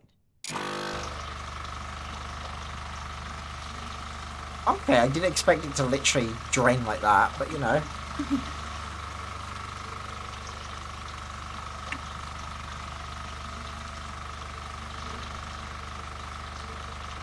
Kinda looks like anyone want to take a sip? A little slurpee?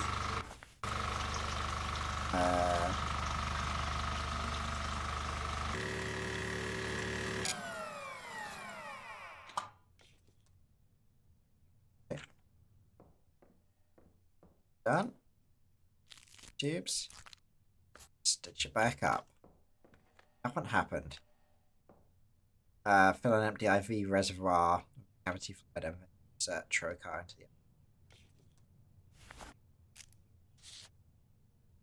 the IV reservoir.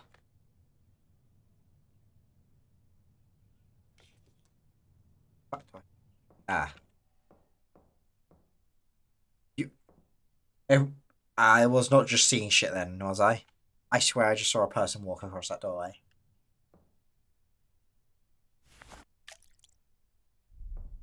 Fuck. Putting bottles you can insert the trocar until it stops. To begin of the embalming fluid. So it didn't reinsert into the rubber bag.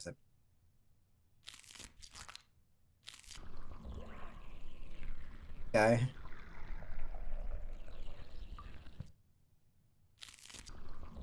Okay, this does not feel easy to handle.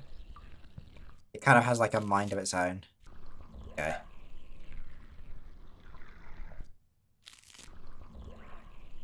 Yeah, that's definitely not where I pushed it to go, but There we go. what's next? It's the cleaners in the bathroom closet to create tank cleaner and pour them into the embalming pot. Why do we have to go in here to get our supply?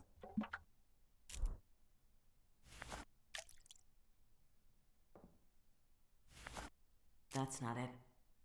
Tank cleaner. My moisturizer to facial features. Oh my god. This is a weird process. Ah, I gotta open it. Okay. Okay, so we clean up the tanks. Where are my wipes in the meantime? Directional fucking wipe down. Really going to make me wait. There we go. That's kind of dumb. Go. Chief, you seeing this? Tell you what, What? why don't you go ahead and head out? I'll take over from here. Yeah, Are you sure? I just got here. I'm Don't fine worry. with that. You're doing great. I'll get the last of your paperwork sorted today and call you in for your first shift. Yeah, he's gonna do something weird with that. I'm getting the fuck out though. Weird shit's happening down here. I am out. I'm to look for another job. I swear something's not right here.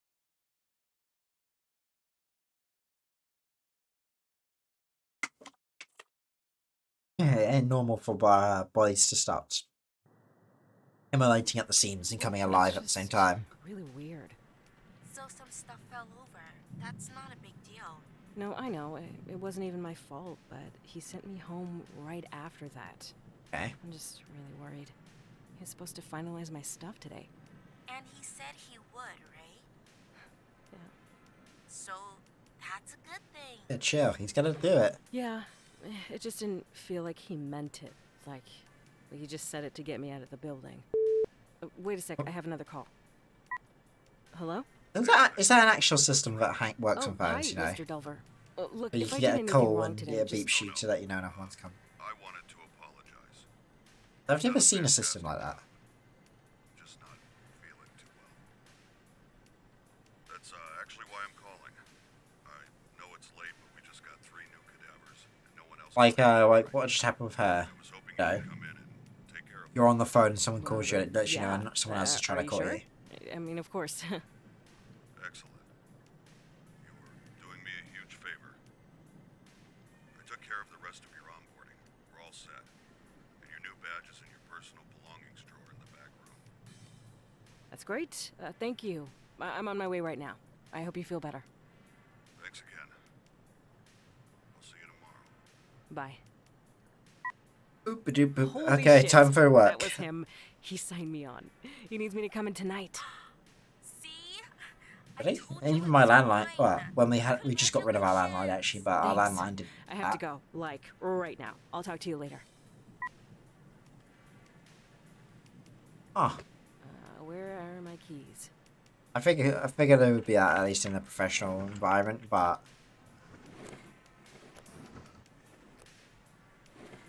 Music band shirt. Yes, my favorite sports and music band shirt. These people are dead. Probably more American shit. Yeah, you're probably right on that. It seems more American. These. Items do not take any space in inventory. Donut stuff. Can we have? Apparently not. Let's leave for work. Time for our first shift. Ain't nothing bad gonna happen. Got 3 cadavers to deal with, ladies and gentlemen. Hey, it's spooky night. Is it Halloween night? Perfect. What are the odds? I didn't know about that actually. Alright. Guess I'll head to the back. And decorate the whole place up. That's cute. What are you even gasping about? This ain't happening. Actually, let's keep that going. Have a nice little bit of back on me. Hello? Hi, Rebecca. Mr. Delver, I need help. Someone's outside the mortuary. Oh, wait, what? Try to stay calm. I know you're scared. I'll unlock the door. The fuck? What? This is very sudden, but listen to me. We have to start right away. I'm sorry. I didn't know until it made itself known this morning that it was here, let alone bound to you. I had no way of knowing the possession had started. Sorry, what? Look, this isn't funny. Stop. You need to take this seriously. You need to act quickly. This is insane. Fuck. I'll just fucking leave. You can't leave, Rebecca. I can't allow that for you or for others. It's far Explain, too Chief. dangerous. What am I supposed to do Is this then? you? Most bodies I work with at night are fine, so we stay calm. Okay? We embalm, file the paperwork, everything. Treat it like a normal day. Is that Staying him? focused will help. I left some things for you on the desk. Fucker. Call again when you get to the embalming room. No, wait. Ugh. Damn it. What the fuck? This is insane. Yeah, can I resign? Okay. This is so stupid. It's just some hazing for the new girl or something. Just I mean, they decorate the full place up in Halloween shindig and do your everything. job. Uh-oh.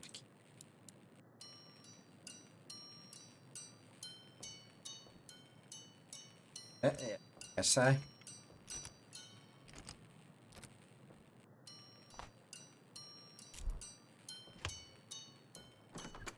Okay, where's the key to get into the Yeah, she does talk a lot. Oh, we have a working mirror. That surprised me.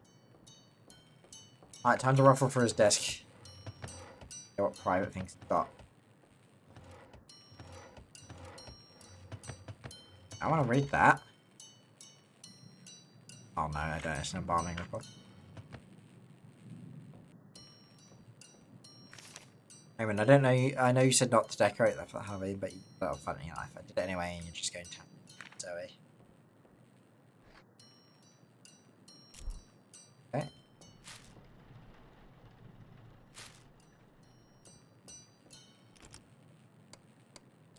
Really?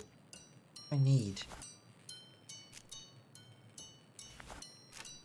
I'm a dumbass, aren't I? I'm fucking quitting tomorrow. I mean, who does something like this? Alright. Alright, listen What's up, here. bitch? Look, I'm sorry, but this entire thing is extremely unprofessional. If this is how you treat new hires, I don't think I can work for you. This isn't funny. Rebecca, you don't have to believe me, but I hope you do before it's too late. The only way to save yourself is to banish the demon before you're too far gone. Sorry, To what? do that, you will need to learn the demon's name, bind it to its chosen body, and burn it in the retort. Look, I know this is a lot to What the take. fuck is he talking I wish about? I could do more for you. I had years to learn what I know. You have hours. So we're dealing with demons here, and you didn't come in to help. In the hope that having a physical object with a known message will help you stay grounded. I won't be calling again. You can't trust the phones. Anything can be But if manipulated. anything can be manipulated, then Listen why to the would it tapes. tape? Learn the demon's name. Burn the correct body. Politician's initiation. Ah, yes. Deal with your first demon. Open it up. Good luck, Rebecca. I'm sorry this had to happen. This is insane. Whatever. Just be the professional one, grab a body, and get started. At least I can keep track of things. Alright. Let's open up. Let's grab our first body. Good old gurney time. Crummy old building. Blinking lights. Lock me in here. Scaring the shit out of me.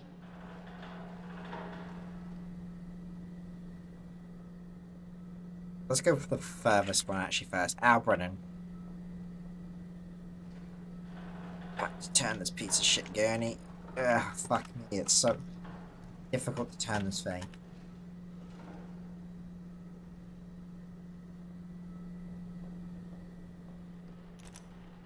That doesn't open despite it being a push lever open.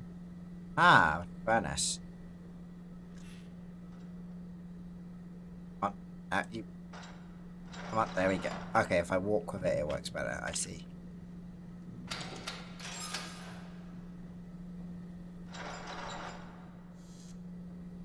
We did body number 1. Let's come right up. What's his name again?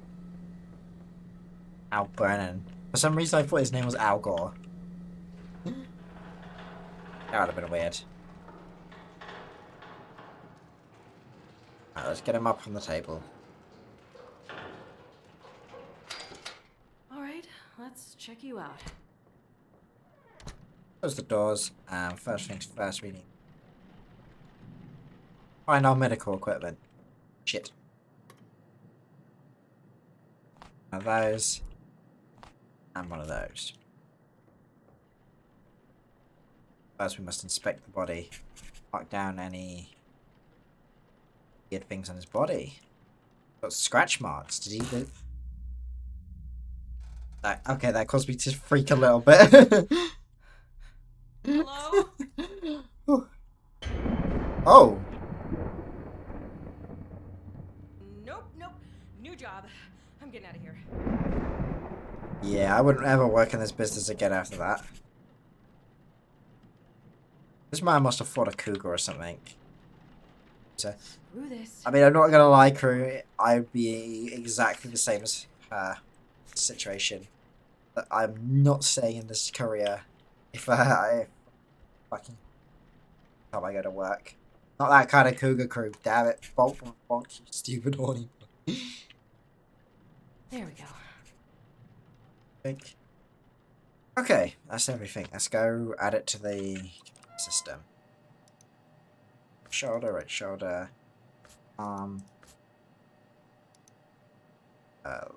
Like,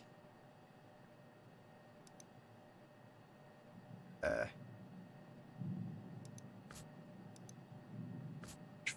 5 Albert.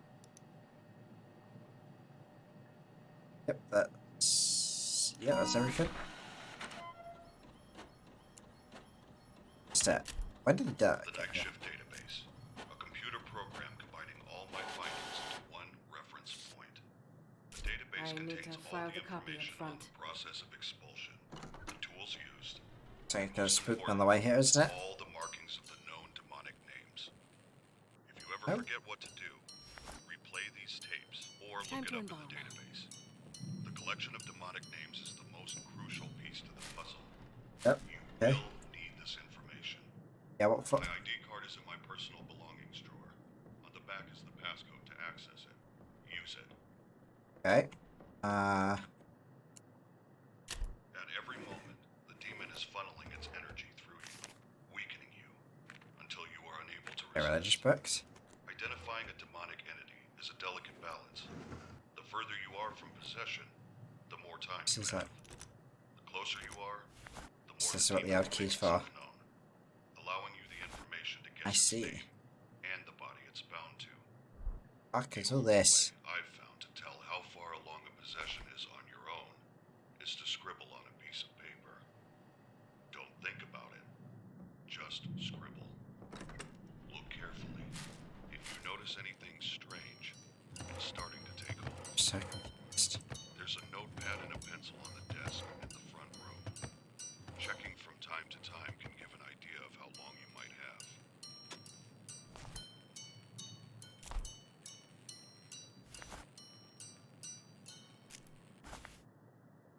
Notepad him. I scribbled on it. He said he had a key passcode.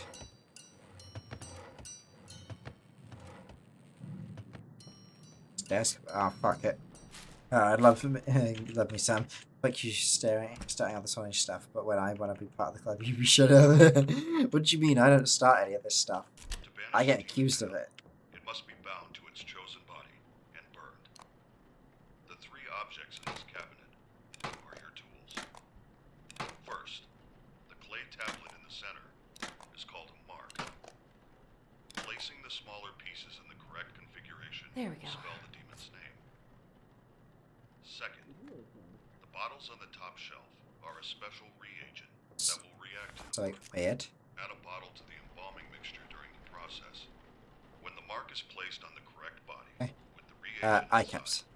it will force the demon to become bound to it.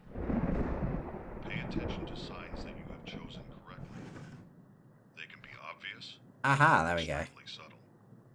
Once you are certain the demon is bound to its vessel, burn it. Finally, the pieces of paper on the right are called letting strips. I need the key It must to inscribe the the hatch sigils of its outside. name in Cleaner is order to low begin and the evil should having fusion. some down You there will before. need to I don't trust uncover anyone these down there symbols but to having use them. Hold a letting strip up while wandering the extra mortuary. keys. If it begins to smolder Okay. and burn, you're close. When the paper combusts, the sigil has been revealed somewhere in that area.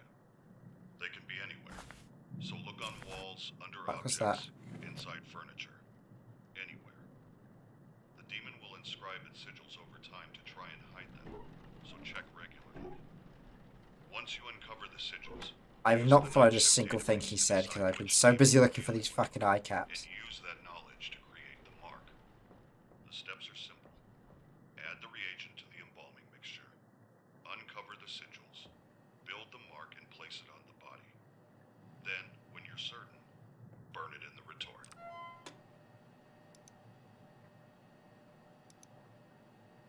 Fuck, there's code. I forget. Alright. We'll deal with that later. Let's get the bodies going.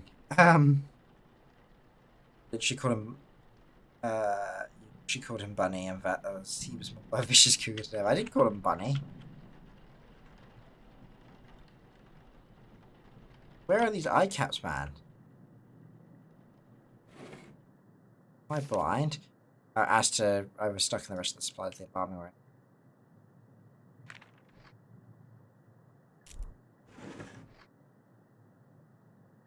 Wait. 44, is that it? The code? Let's try that quick.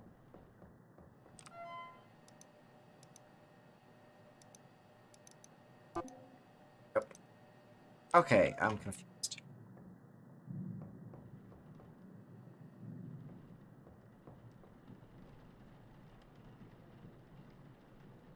I'm missing something. Yeah, the eye caps. Where the fuck are they? Ah.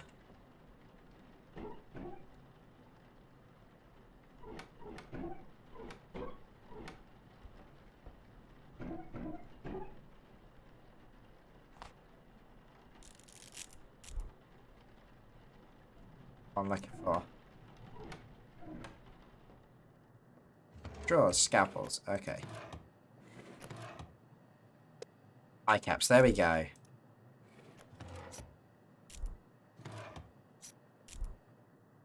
Oh, thank God. You implied it. What do you mean I implied calling him Bunny?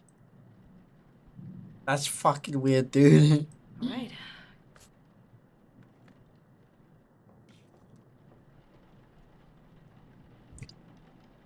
Okay, we got humanescent. That? Listen. Fuck.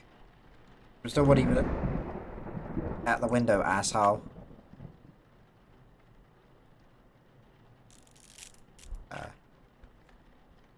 Oh.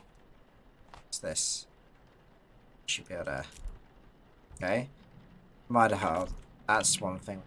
Oh, formaldehyde. What is this? Glutaride. Also something we need. Good old fashioned methanol. Which is here. There we go.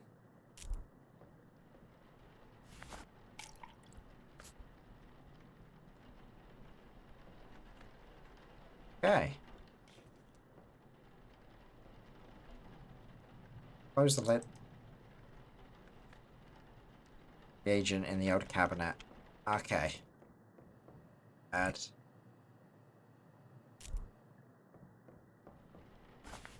The sketch scribble seems to be the same. Otherwise, it's pretty much the same. That's a hell of a. There's a clearly you implied. There's a clearly claw works. There's a hell of a expensive manicure there. It could be animal claws. Those exist. Get some PVC pipe. This feels like one of those dad games, you know, where you have like a lot of doing basically the same task over and over. There goes the bunny juice.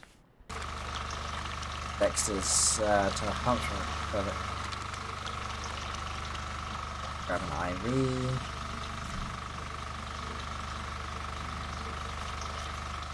Cavity fluid. Grab a trocar. Those things look uncomfortable. Like horrific as hell.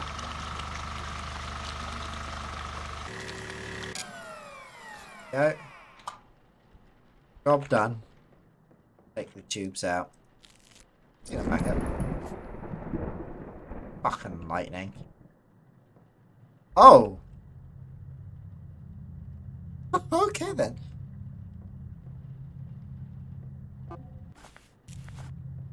Supposed to go towards it. Touch the titty. Lady in the street freaking the sheets. No. Not after what we had just seen, crew. Not while that's. Okay. There was fire. Okay, back to work. Demons aren't our problem. We've got a body to embalm.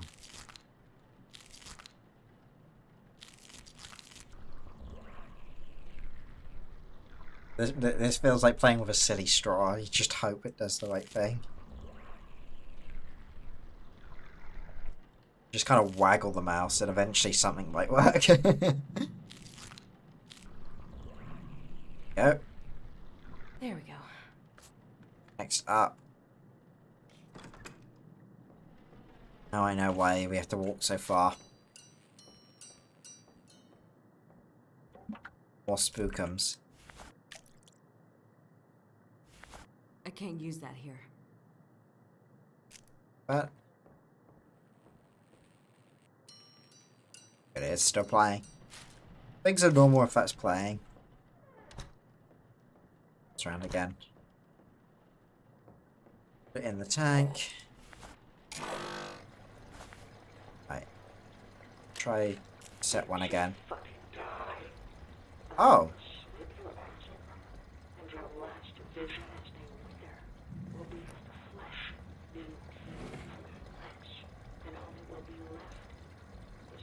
Three seven seven.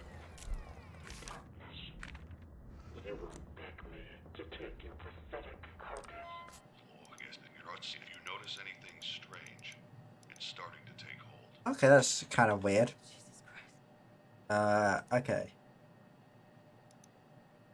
Let's try the identified demonic tendencies. While learning the name of the demonic entity is more about waiting, identifying which body has experienced demonic tendencies requires two. Bodies can be initiated as far easier for the entity controlled by vessel. Certain movement, large or small, inside of the tendency. Body appears to be more active than others, or strange markings. Demonic entity present the vessel is occupied may form markings not previously observed. Body with a demonic inhabitants may suddenly space. Okay.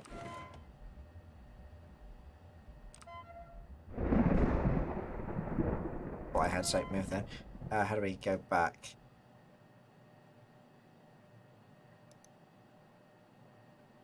Of course, with demonic tendency. No, not that kind of demonic tendency, crew. You don't want this kind, I think. This is the first experience contact. And imagine.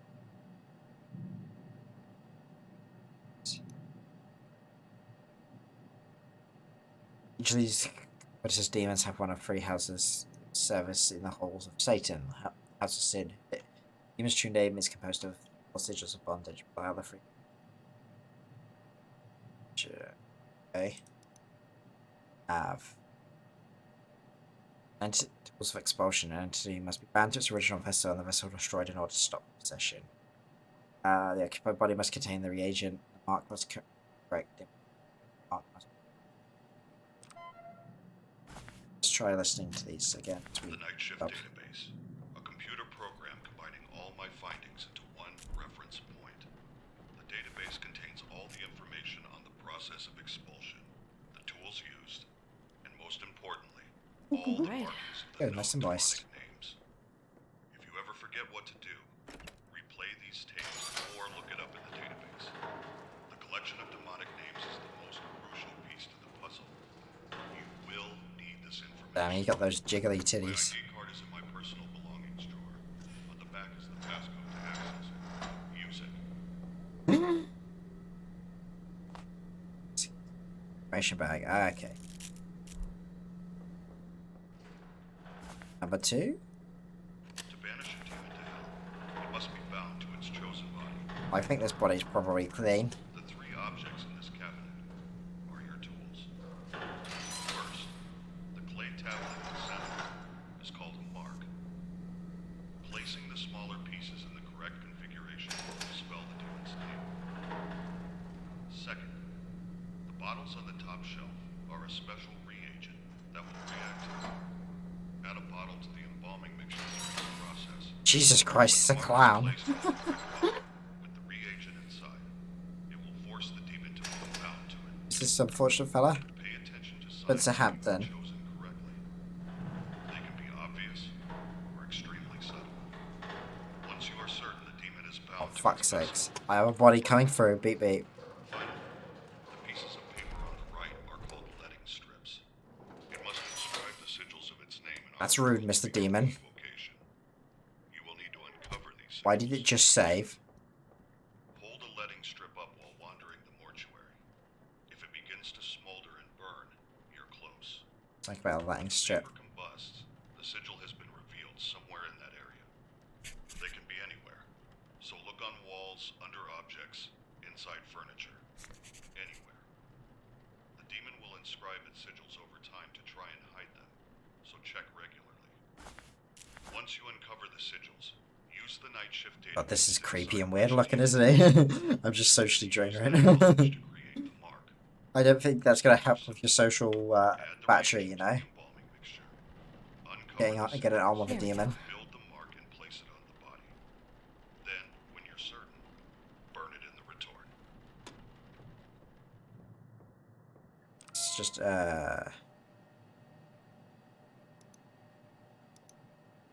record system. Okay. Got shot on my entry 2, that's why. Shot there, mild abrasion on the right arm. Shot on the left shoulder. He was age 23, stupid fucking clown.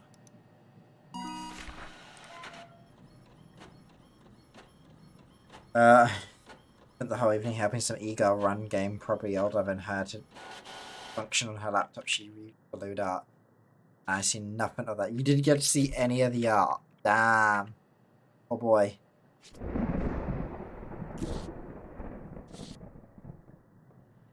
Go on the way. Let's just use the lighting strip, I guess. That kind of freaked me when it started to...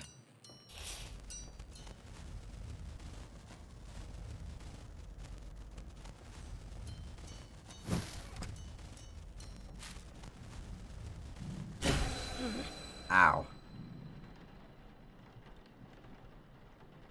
Okay. See any sigils?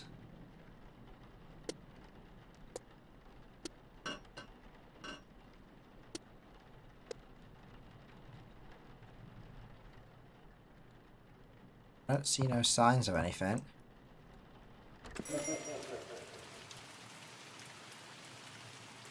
Aha.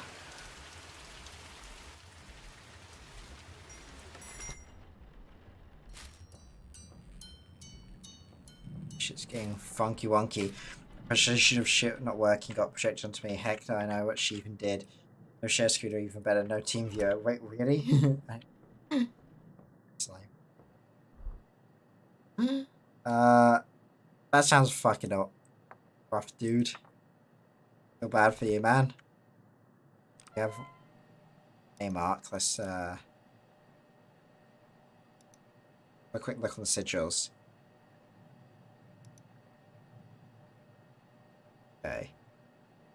So it doesn't look like any of these guys. Don't see no sickle on there. Right, imitation. Bowman.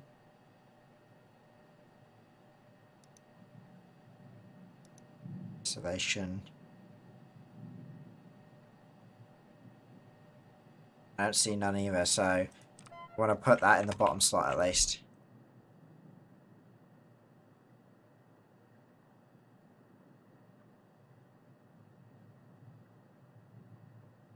Oh fuck, have I messed it up? I know. That's how you do it. I see. Okay, what's next on the body again? We need to wire the drawers shut. I'm missing something. Oh, do I have to pick up the tool each time? Oh! No hard feeling, never met her. Oh well. We won't even talk to her ever again. Just come and go almost on a weekly. Ah, fair. What game was it that you were trying to get help her run anyway?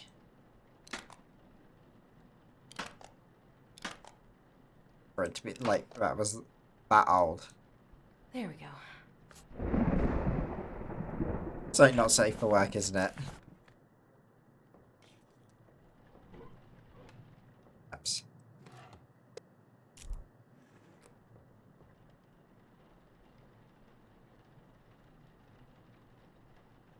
All right. Oh fuck! Hello. Where we at, homie? This ain't work.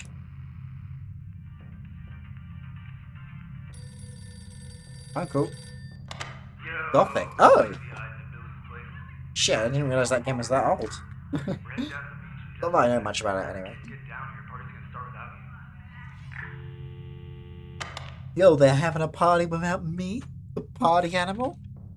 I'm missing Fuck something. out. What am I missing?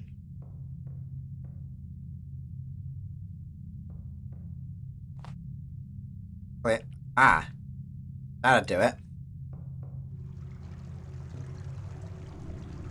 Yo, dude. Don't flood the toilet. We're gonna leave a deuce in there that blocks it.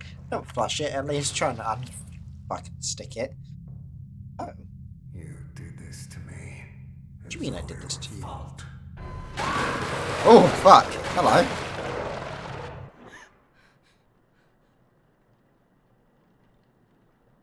I think the possession is coming along.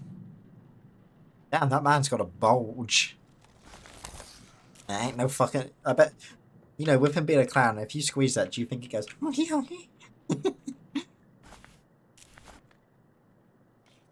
I think it might.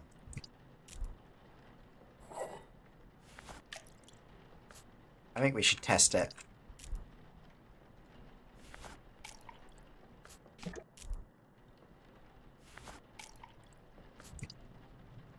It's the wrong material. It's up in that shelf, isn't it? Falling some honker honkers. Yeah, hell yeah. He's representing for the lads. Okay. Got some PVC pipes.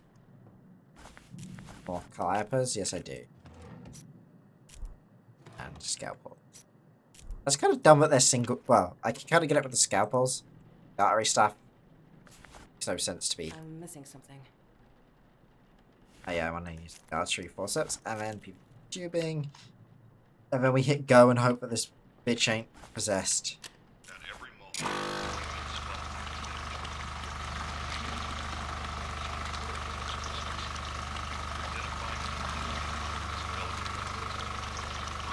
Come on, drain, bloody clown boy. closer you are, It's balling some honker honkers. Wouldn't be very stale, would it? Could be. I don't think we gotta worry about sterile here.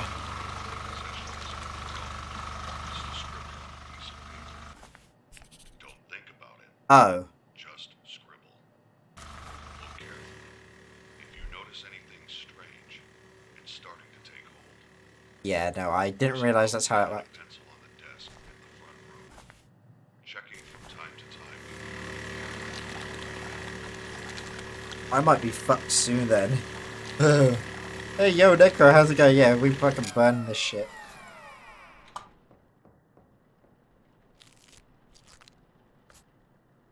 Okay. I think immediately, obviously wrong. Fill an empty IV. Oh, yeah.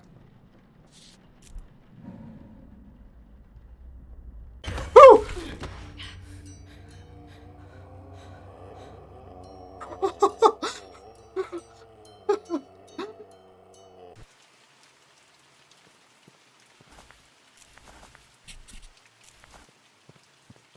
That fucking got me, Chief.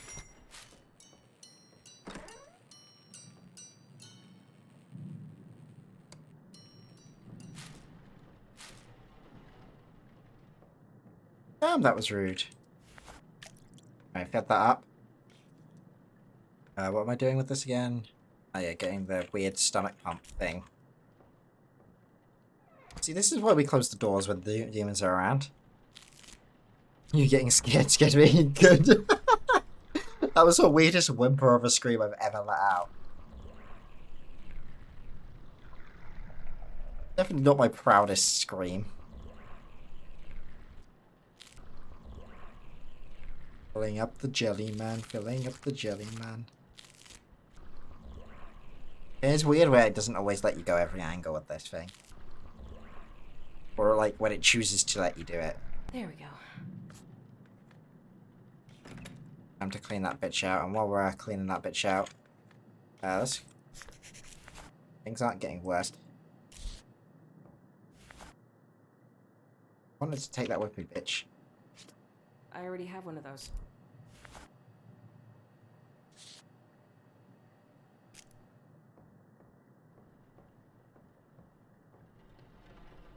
Gonna light up? Yeah, there we go.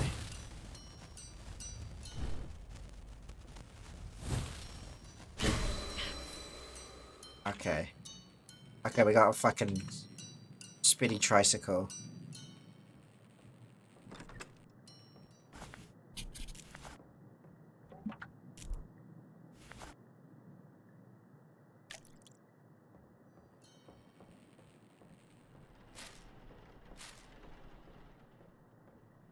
We're about to get spookier, I think. I heard that bitch. Okay. We went House of Immolation, right? Stick a tricycle at the top. Got it.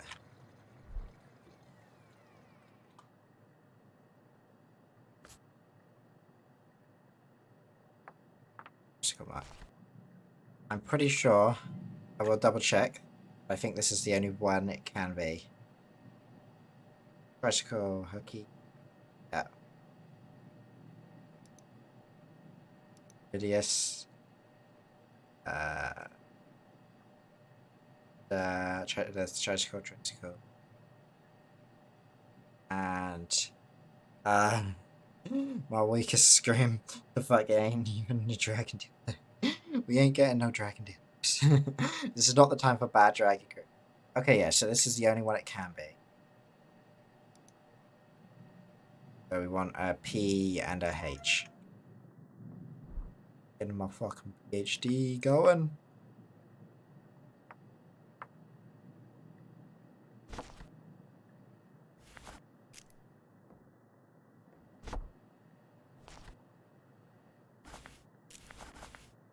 At every moment, the demon is funneling its energy through you Alright, what do we need? Moisturizing wipes. until you are unable to resist. It can only be this last body. Demonic entity is a delicate balance. The further you are from possession, Look, his face paint isn't coming out. I love how they're embalming him in his fucking clown outfit. allowing you the information to guess its name and the body it's bound to. The only way I've found to tell how far along a possession is on your own Oh, is to scribble on a piece of paper. that was rude. Don't think about it. Just scribble. Look carefully. If you notice anything strange, it's starting to take hold. There's Yeah, I've already noticed strange things. Plenty of them. checking from time to time can give an idea of how long you might have. Alright. Alright.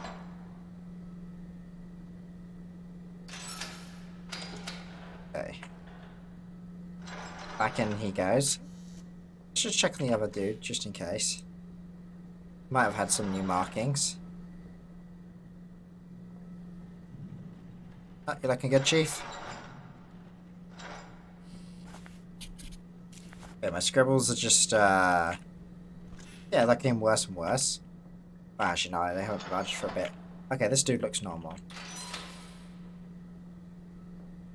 Oh, come with me, and you'll see a world of pure haunting imagination. Where I was going with that. Alright. Like with every good body, let's inspect him then. Anything up with you, Chief? Not on the head. First, your chest is looking pretty good. Back scratchies. Arms on the other hand. Apparently that's not a marking.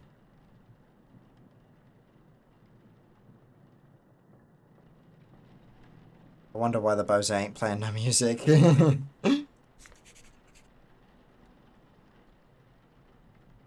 That must be demon markings then.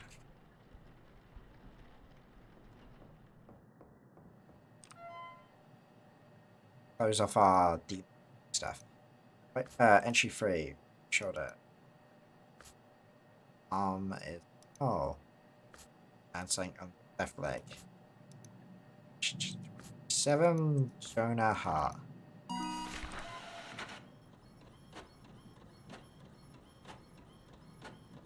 Well, that's printing. I do want to.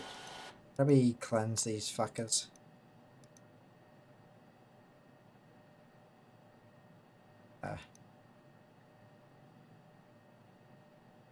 Uh. New markings.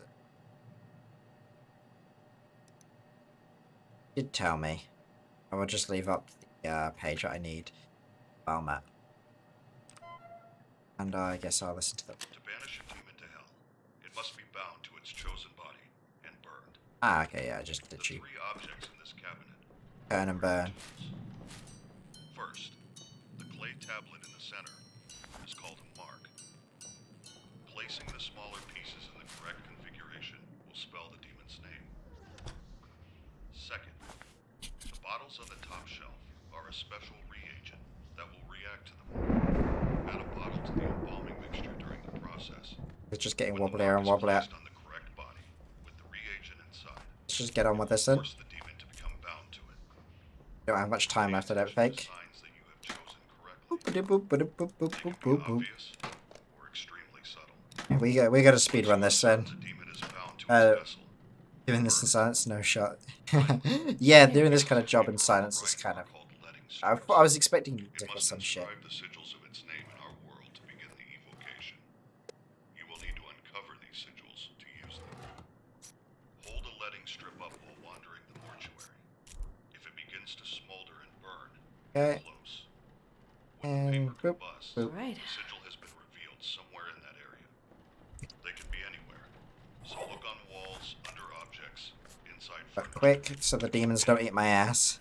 The demon will inscribe its sigils over time to try and hide them. So check regularly. Once you uncover the sigils, use the I'm night expecting shift shit to get techniques wild with decipher this stuff now. and use that knowledge to create the Doing this at 100% blast and black metal, even the patients would wake up. Good luck waking these lads Build up. the mark and place it on the body. Then, when you're certain, burn it in the retort. Okay, and let's see if some wacky shit starts to happen.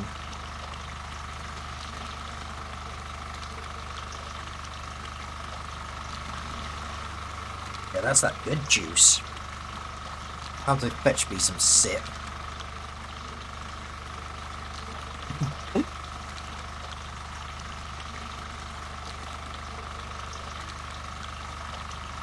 I mean, I've not really seen any other signs other than those markings that don't work. Close it. An empty IV.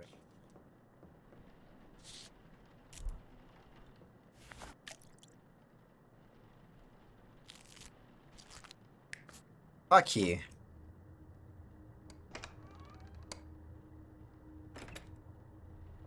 Bitch, I closed that door. Oh!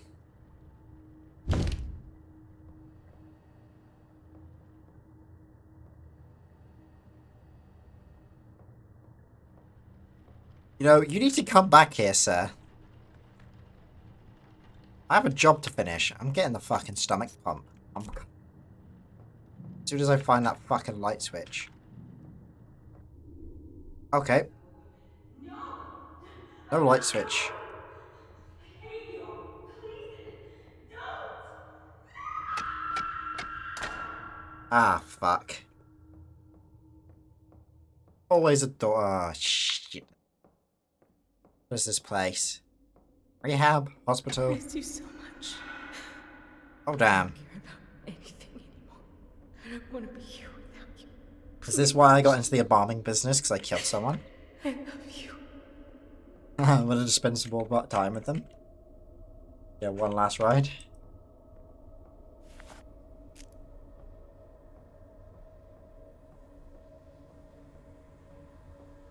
This way. Somebody, get me out of here! They're gonna kill me! Yeah? Stop it! Stop it! Let me out! No, Chief, you're not coming out. This way? Antidepressants. 300 milligrams. Damn, that's a lot.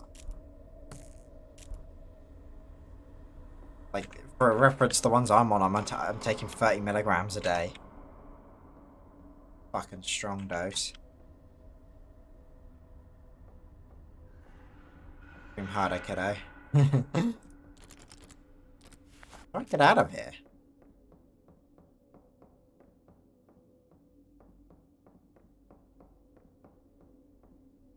What have I missed?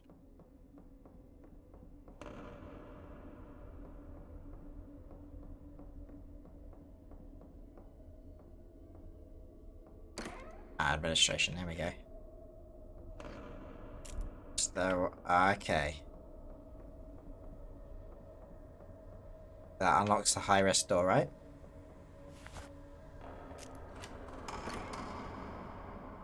Okay. Spooky bitch. Oh, it's me. Just hanging around. I'm sitting here holding your coin right now, wondering if I ever be ever one of my own. What would the point even? Even if one day I'm sitting here holding my own, no matter how many years are printed on it, I would still always have yours in my own. Never changing, stuck forever. It always remind me of the life I cut short while I keep going. Imagine it. That's necklace. 5-year coin. My dad's sobriety coin. Wait, so I get my dad? What's happening? The day I didn't think of it, memories will flash into my mind. I'm uninvited by them. Still have your necklace. It's one of the few things they let me keep. I can have it anymore though. I'm giving it to Grandma when she next visits. I want so badly to have that piece of you with me, but I'm afraid of it. I deserve it. You told me that when I was little, I would put it around your neck every morning as a way to wake you up. I guess kids just like shiny things and annoying their parents. I don't really remember it. I just remember you being annoyed with me after the 100th time. I would do anything to put it around your neck. See you wake up. Shit, done something nasty.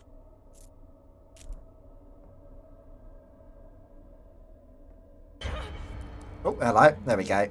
There's the spook gun. Died when you had the chance.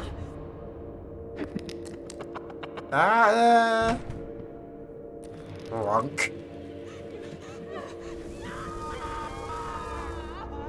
Oh, damn. Ow. Hit the floor.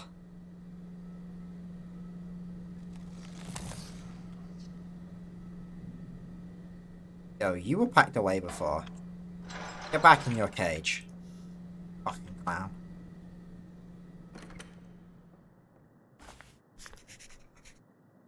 Boy. That's getting more manic. It's fine, we're almost done with this shit. Alright, stomach pump, let's go. God, we can even the fact we can even see the needle is kinda grim. This is like my least favourite part of the procedure. This just seems really fucking grim and horrific to do.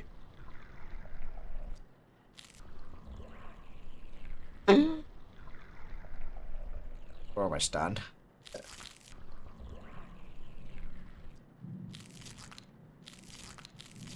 Last bit need to go. There we go. Room.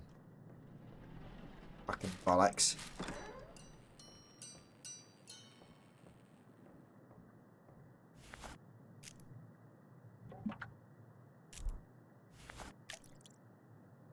Cleaning. Let's just move quick. If we move quick, the demon can't eat our ass. So it's definitely this body at least. What's happening? We then apply a moisturizer. Moisturizer. I can't use that here. But we have to wait for this thing, and we can't just do it. Fill their belly up. Not that kind of filling up, crew. As much as... Oh, I'm not going to say it because of the context. Alright. March.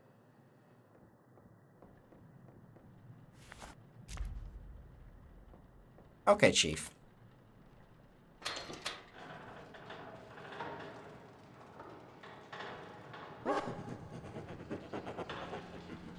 Okay. Sure, this is the right one. Yes.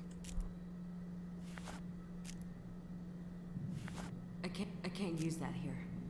I mean, I can't use that. Never told me how to turn this fucking thing on. I can't use that here. Guess I gotta put the thing up to it. Eh. Get up here, demon boy. I can't use that here.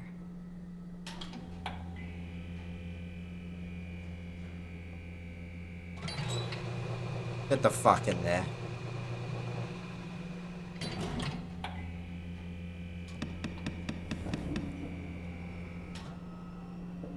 Burn, bitch.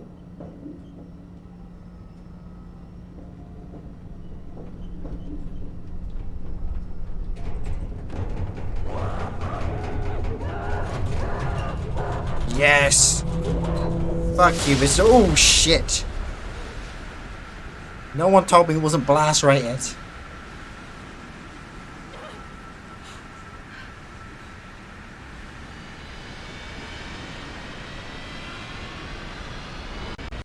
Yes! Be gone, fucked. Nanohound. Kills demons dead. It's nice not to be the one down there for a change. Raymond? Blast furnace goes blasted. Oh yeah, it does. First name basis is in order. Did I make it? Is it over? For now. It's never really over. You've come a long way. It's a lot to learn. I'm so glad I'm here. I know it's disorienting. You'll get used to it. You should head home and get some rest. Yeah, I'm gonna Every need night to after will be that. different. I think I'm fine. Are you sure? You seem out of it. You don't say. I did just deal with a I've fucking demon. Just been waiting for so long. What? Uh, What are you? Oh no. You chose the wrong body. Rebecca. Rebecca's not here, you fucking idiot! Wait, what? Did I really choose the wrong body? Watch your flesh boil and drink it as it melts from your pitiful frame. Worthless old shit.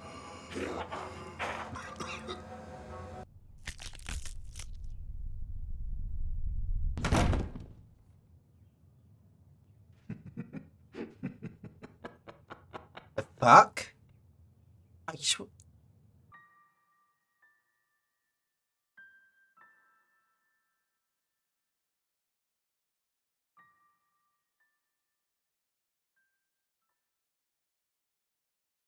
What? I'm so confused. That was the only one it actually controlled. None of the others showed any.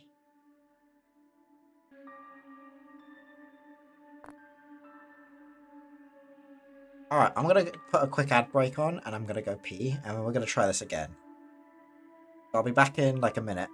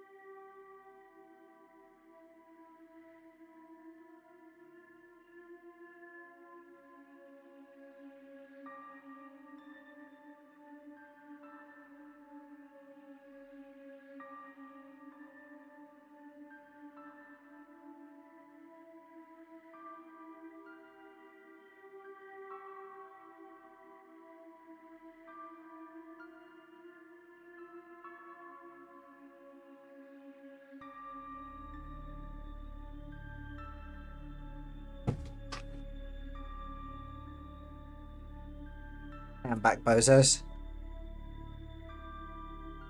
There we go. Right. We're gonna give this another try. Just hit continue with it last.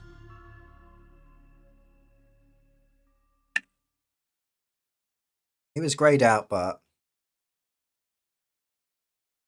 we got ending 3.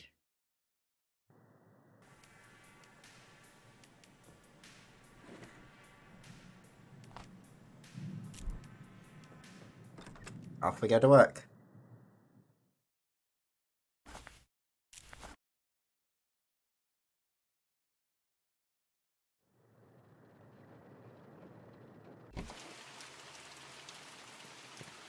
Guessing this is just basically day 1 again.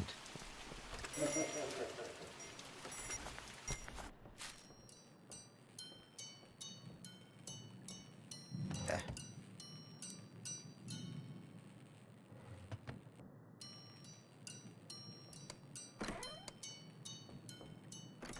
Concerned, does that mean the dude is actually just dead? At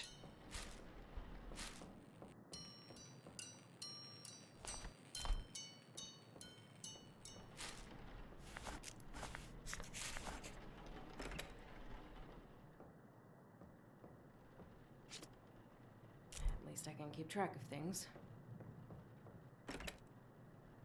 Different possibilities. Yeah, so many possibilities with all these dead bodies. Okay, let's try this again then. When your body gets possessed and you just start just demon fans. Who would even be subscribing to things like just demon fans? Like, what content would you just like? Just you trying to tempt people into like acts with you for sacrifices and shit. Okay, Alexa Bush. Alexandria, not Alexa. Gore. Yeah, I suppose Gore would be something you'd do for it. Wouldn't have many advertisers on that platform though, would you? It'd basically just be live leaks. Wait. Yeah, it would literally just be the OnlyFans equivalent of live leak. That's such a cursed thing. Out. Oh, they've fuck. Moved all my tools. I don't like that. That's not it.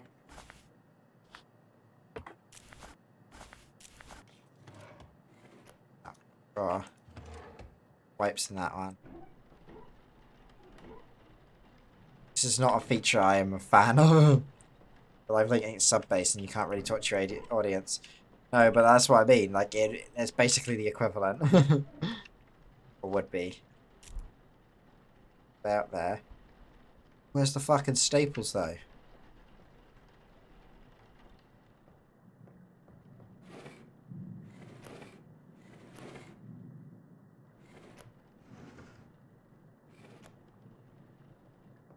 Where do you keep the staples?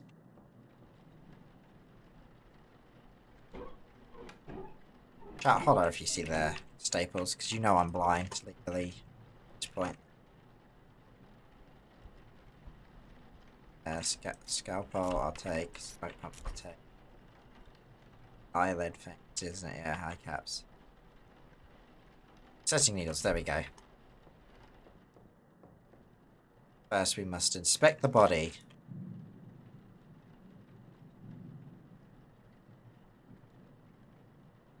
I'll put it on her face, she looks pretty fine. Until it would be made, whatever content I would make on a sub-base scheme, it would be 99 cents. Damn, that's cheap. You'd have a lot of... Jesus Christ, her legs are kind of grayed out. Fuck legs. You think this is kind of like a foot fetishist stream? Okay.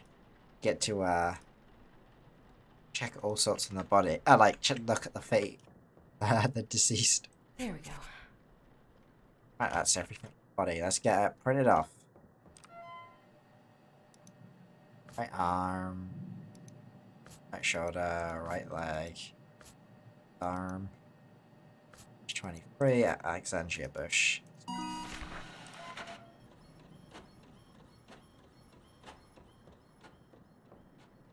start the next bit. No, we cannot. This is the... Redmare, yo! If I made this game to get stitching needles, you'd have to pay 99 cents. Yeah! Probably so. Bastards, but, you know, luckily EA didn't make this game.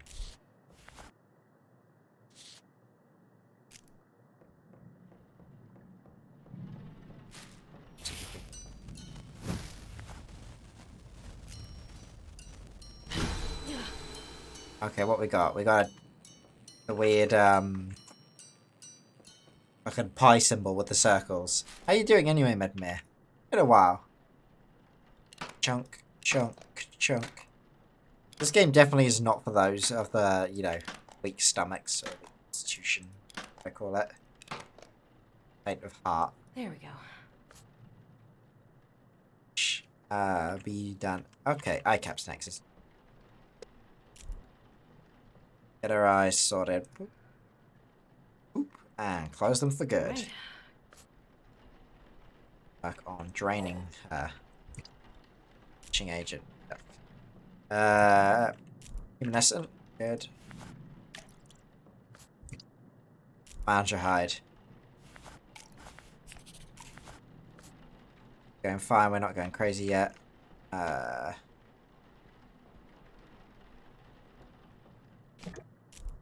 Ethanol. Got one more around the place. Where you at, bitch? Stomach ache. Well, watching the whole thing. Yeah, I'm with you on that kind. Oh, there we go. I'm in with you on that kind of boat. Like, it doesn't bother me all this shit in terms of I could just eat along or do whatever. This kind of shit. But I know some people can't. Which is fair. It's pretty gruesome when you think about it.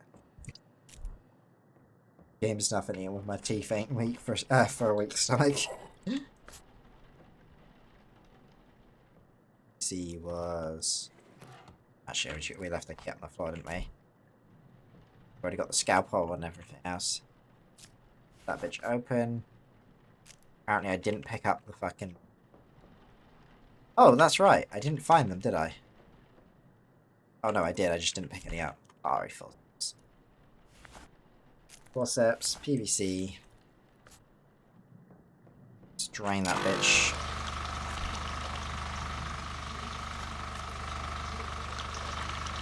While she's draining, let's see any movements, any reactions at all. I'm kind of in the tape shit.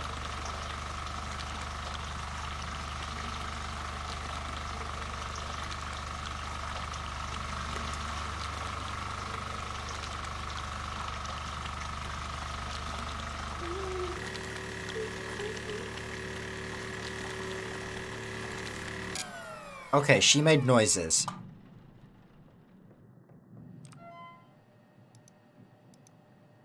Two, 1, 7, 7. Oh, did they change the passcode?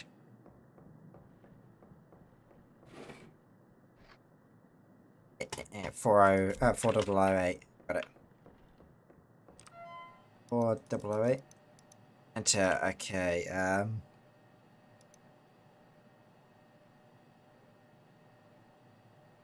The body appears. Well, I don't know the demon entity is more about white showing appearance of new mark. Body appears to be marked with a strange mark.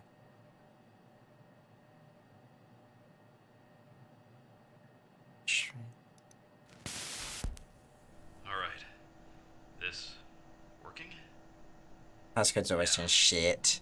This thing is huge. So, I guess, this is David.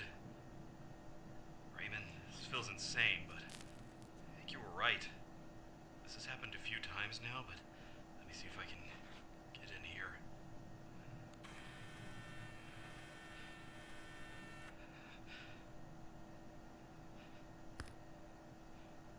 There it is. Fuck. Okay, so we're looking for like small things like toe tapping and shit. But the mark pet. What do you for architect? Okay, I think I get it. Let's see if I get successful this time. So if you think you found the body, you can burn some ash on it, but only once. How do I do that? That use the matches. Like pump time. Here we go. Listen to that fluid drain.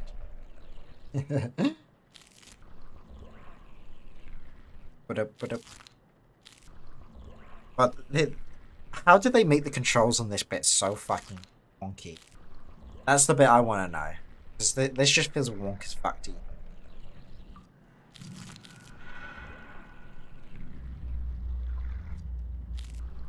There we go. Funny shit about to go down, ain't it? Unless we gotta go out. Oh wait, we may as well take the fucking netting strip, shouldn't we? It's a creation bag for ashes near the entrance of the...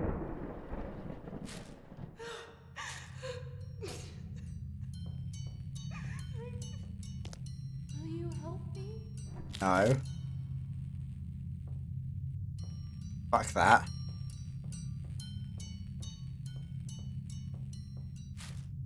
Dentist bitch ain't gonna work.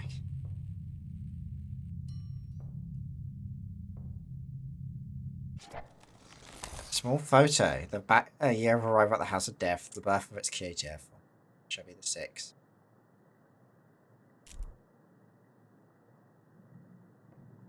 Okay, that was weird. Not what I expected.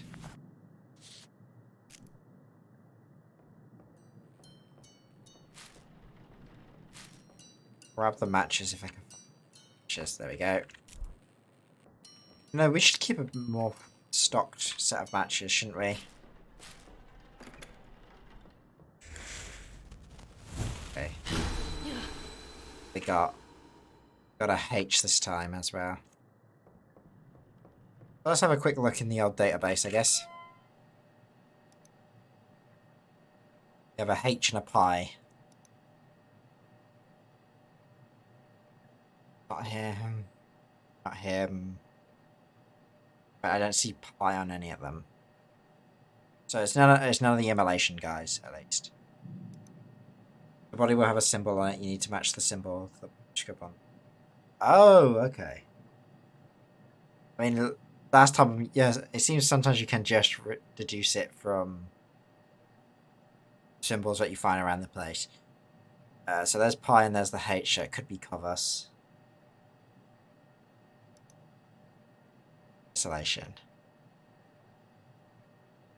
I and H, so it could be Teshak. And it could be Valky. So we need one more symbol. At the very least. Mix the cleaners. Yeah. And remember where the moisturizers are. There we go. In the meantime, I guess I'll just run around with another letting strip. Check how far along at the position I am. Stage 2.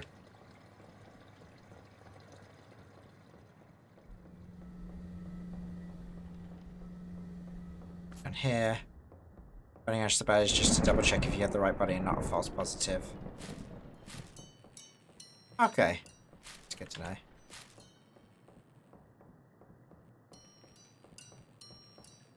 And nothing for now.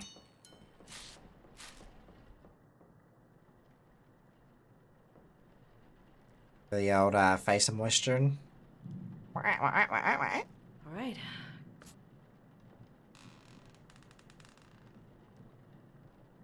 Looks like no funny business with this body, really. I mean, it didn't moan when I embalmed it, but... wrong bodies will always have a different symbol on them, okay. Jesus, there's a lot going on in this game then, isn't there? A lot of things to trick you and... Like, I've just finished my first round, I don't know if you saw it. Got it wrong.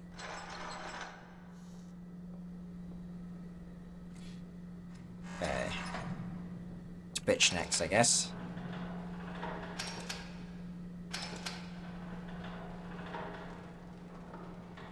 Why all the lads have a bulge going on though?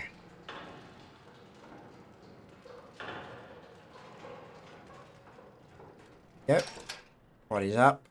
And first things first, let's inspect the fucking cadaver then. Cadaver. Ghost is in your bladder.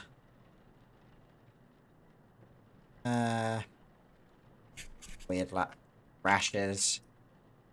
Ooh, stank blood on the feet. I'm gonna do a speed run next. It's not a real ending, but a special one. What do you mean by that? You just basically taking a guess straight away.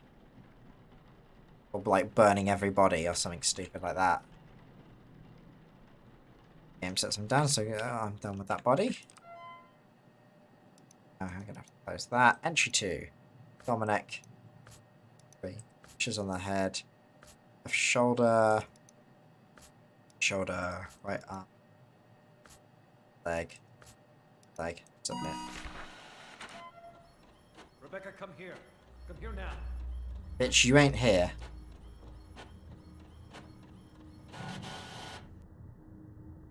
And it's not going to let me do anything despite the fact he's not here. Shit the bed. The way to do it is just take a body and burn it without any work. I'm surprised. Mom. Uh-oh. Oh, mama. Bitch. Hate me all you want. He's dead because of you. Oh. You should be the one here. Lifeless.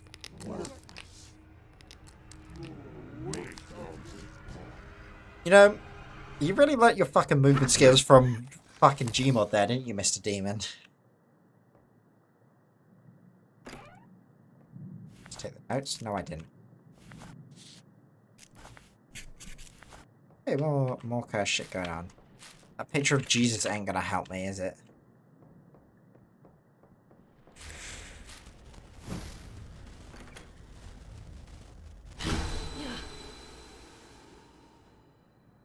I have another symbol somewhere.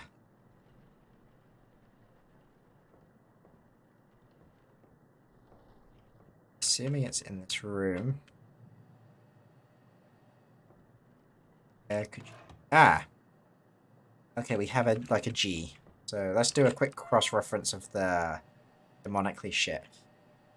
So we have... Not him. Not him. I think we've already nailed it down to an Invidious. Right, we have... Yeah, we have the I, the H, and the G, and now we're just looking for a 3. Let's get that in. I, G, and H, and 3. Right, anyway, we were getting to work, weren't we? Ah, yes, embalming report.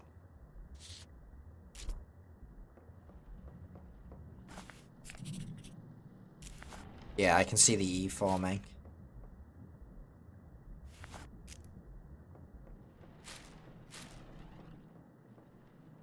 Okay, first things first. Whatever. Want that. Want that. Even grab ourselves. There's that. Scalpel. Oh, fuck me! I was. Whoa! Got a little visitor in the room. Little pet. Fucking golem arrived. That wasn't unsettling at all. There we Shut go. your gob. Go. Open the eyes up. Close the eyes. Right.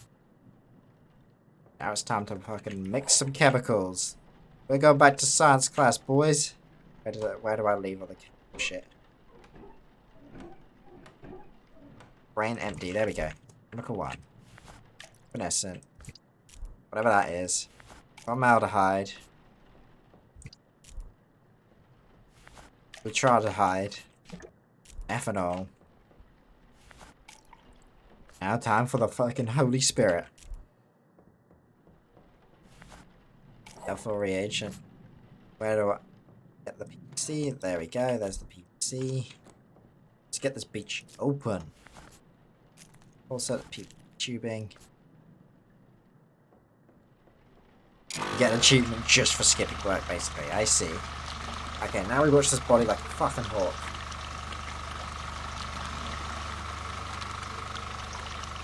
There's also a special achievement at the ending. You can get bringing 2 coins to the apartment. But it's a low RNG depending. Ah, damn. It sucks when shit like that is RNG based. It just means you have to keep tracking through even if you don't want to just to get it. It's a good thing I'm not a guy who worries about rushing after achievements and shit. Okay. Yeet. It's bag. Go up. Time for the old stomach pump. Goes the unhappy juice.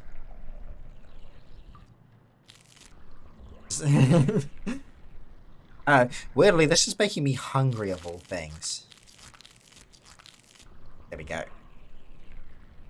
Can't really vibe with that. Gotta have 100% people. You just get a specific goat event. Goat event? Ghost event where Rebecca appears in a Oh! We had one of the, I think that was like the first event that I had, actually, was me, corridor hanged.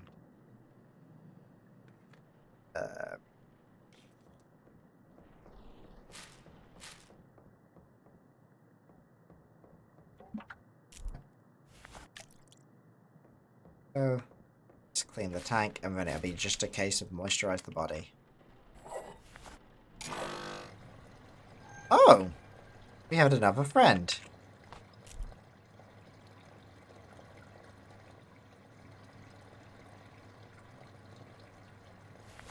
And now we wait. She opens her hands to the T-pose. Need to give her the coin. Oh, okay.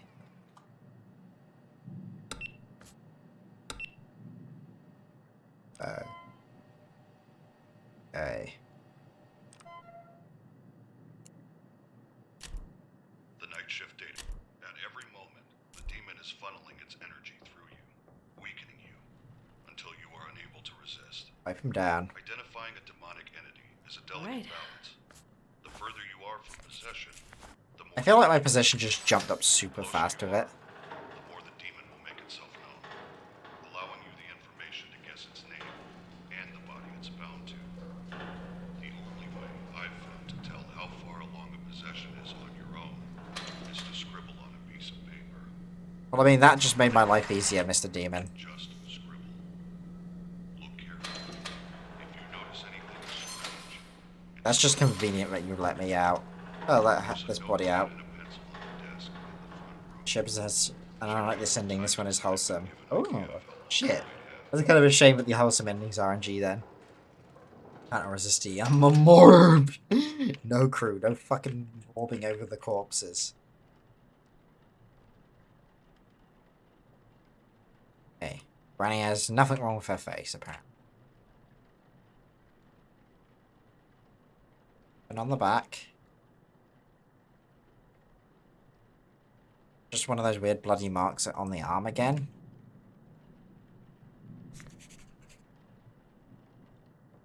Row ending is also RNG based. God damn, is everything in this game RNG based pretty much?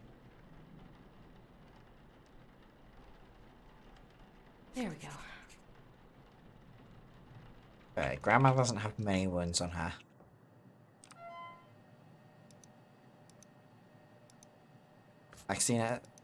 Alexis Martinez, aged 80.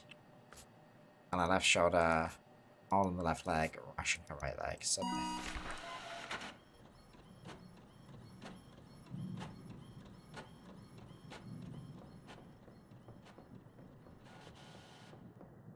Let's get a body bag.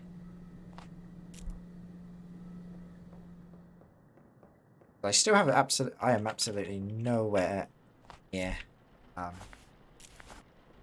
like knowing which fucking body it is. This bit feels like the fucking artist is working at the bloody body.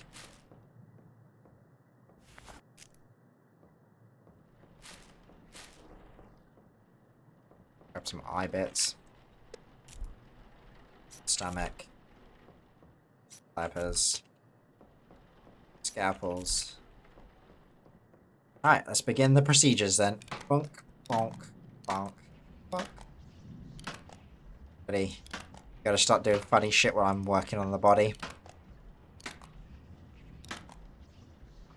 You need to get a ghost There we event. go. You need to get a code and get that code to the basement. Okay. Apparently we can just wait out the ghost events by Right. working. Chemical mixing time.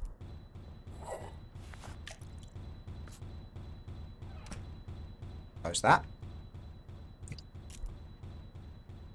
Yo, can you keep it down? I'm working here, homie. Some peace and quiet. I know you're dead and there's got nothing better to do, but could you fucking bang on something else? Something melon.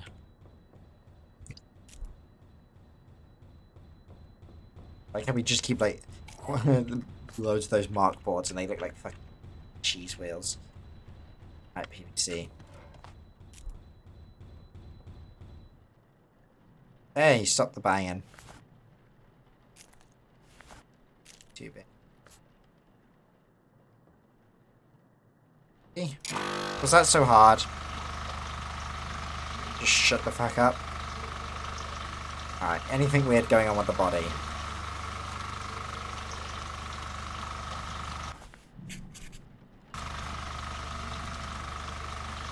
We need to get more toys for the demons to play with while you're... Yeah, I know, right? Maybe I should like get a fucking Beyblade for them or something, so they can at least just spin it around.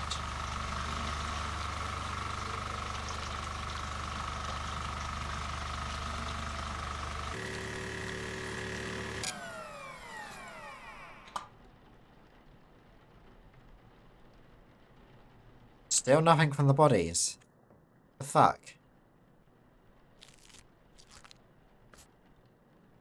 I'm missing something. Not bad. I already have one of those. Ah, yes. Goodie bag.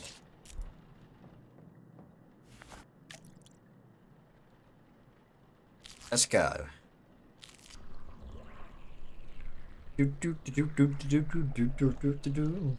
Filling up my jelly donuts for my lunch to eat. Oh god, every time I hear jelly donut, I just think about the old Pokemon English dub, where Brock always calls onigiri like jelly-filled donuts, and like kids are stupid, but even kids know what a fucking jelly-filled donut looks like. What's been my favourite ghost event so far? I think my favourite one was when the hallway went black and the monster jumped out, because that actually scared me. The rest have been kind of like, oh, that's fucking weird. The rain just stopped. Okay, speaking of ghost events. Knew a fucking door was gonna open on me. Yeah, that's a sign of danger, and we're back at the apartment. Are we just having a tutorial on how to fucking get up on drugs right now? Fuck's the light in here. Oh, on the bathtub. Find the lighter. There's the lighter. Spoon from the coffee table. Now that spoon is a bit messed up. Find baggie, full baggie on the kitchen.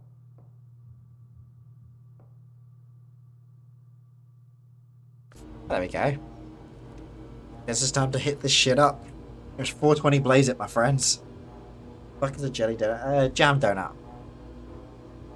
Because the Americans call it jelly. And of course, don't know why. Nothing like jelly. Hey, bitch. Give me a hug. Yeah, my clothes be all wet now, though. We didn't even get to blaze it. What is going on with these scribbles now? Did I get the cleaning stuff? Yeah, I did. Alright, back up with the job. I think after a few years of working with the demons, you'd probably just get fucking used to this shit. It'd be just like, yo, my man, Kovos, how's it going? This is the time I've banished you in my lifetime. You ever gonna give up? Yeah, I got your favourite knickknacks, you know? Moisturizer. How about I get you some of that good embalming fluid?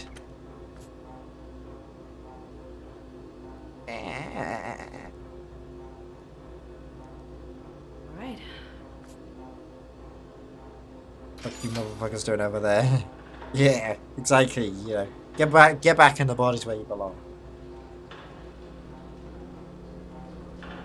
But no signs of life in this room. The only kind of any sign of life we've had is the first body, technically. So let's just go on it.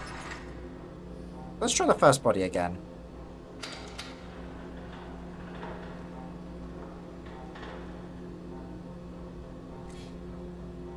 Yo, avacadabra.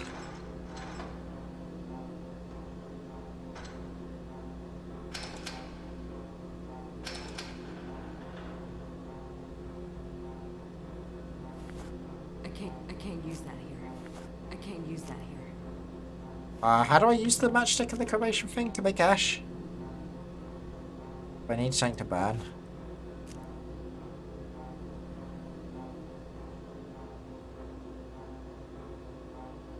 Ash.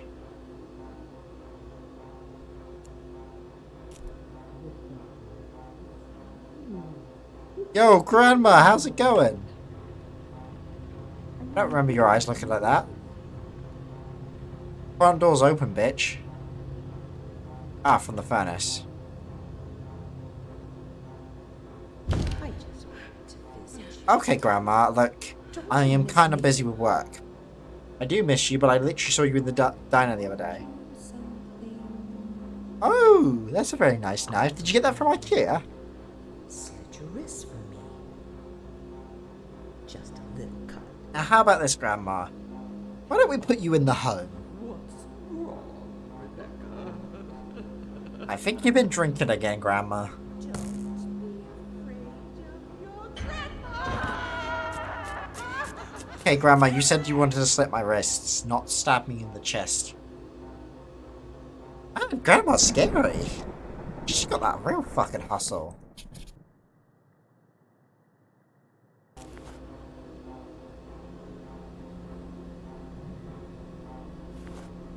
I can't use that here. I can't use that here.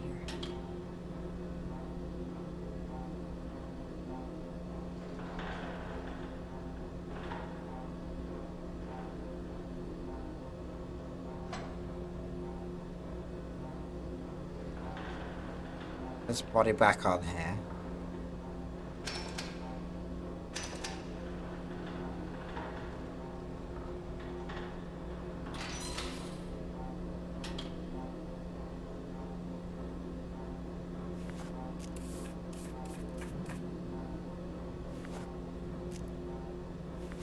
I can't use that here. I can't use that. Guess I gotta get it onto the gurney, don't I? Eh. That's it. I have the ashes.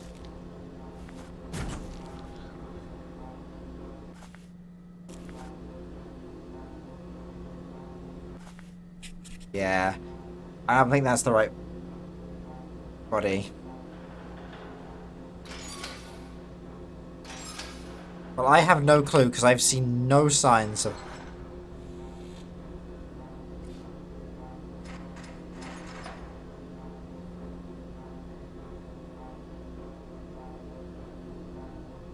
like nothing seems to happen to these guys.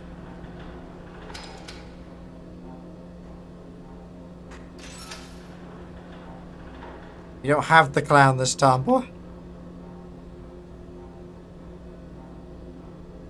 How do I look for a demonic symbol in the body? I haven't seen, like, Grandma didn't have one, that body didn't have one. Fucking hell.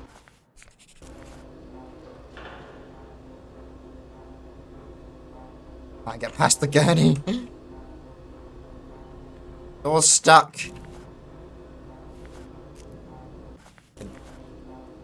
Wrestling with the controls right now.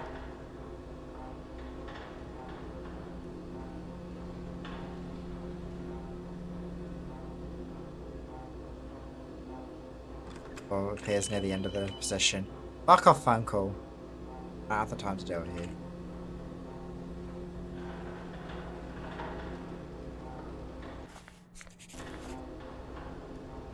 Scribbles aren't getting any worse. Look at his feet jiggle. Hello? Hello? Why are you still doing this? I'm going to kill you, Rebecca. Okay.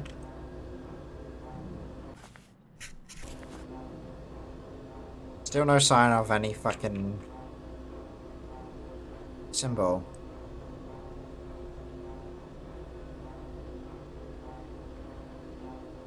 Let's take one last look at Grandma, I guess.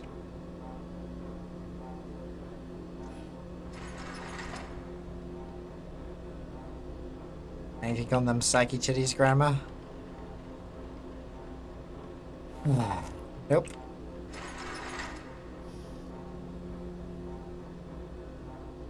Okay, I have no clue, so I'm just gonna guess a body. And when I say guess, I mean I'm just gonna use the one that's here.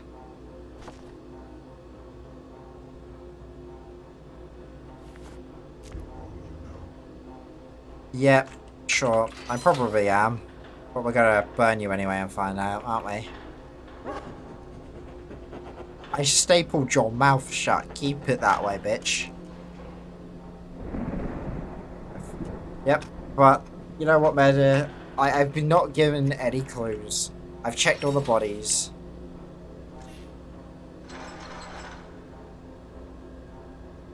This one we know is wrong. We got a 50-50 chance either way. The other body just doesn't tell me anything. And we've seen neither of them move, and I was more convinced it was the first body originally. I would have thought we'd seen something with it was Grandma, so... Now we step away from the blast.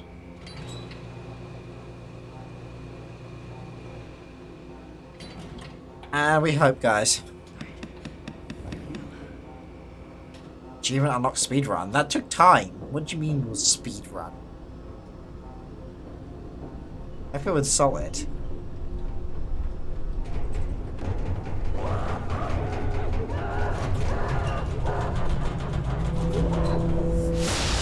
I have no idea if this is successful, that's the thing.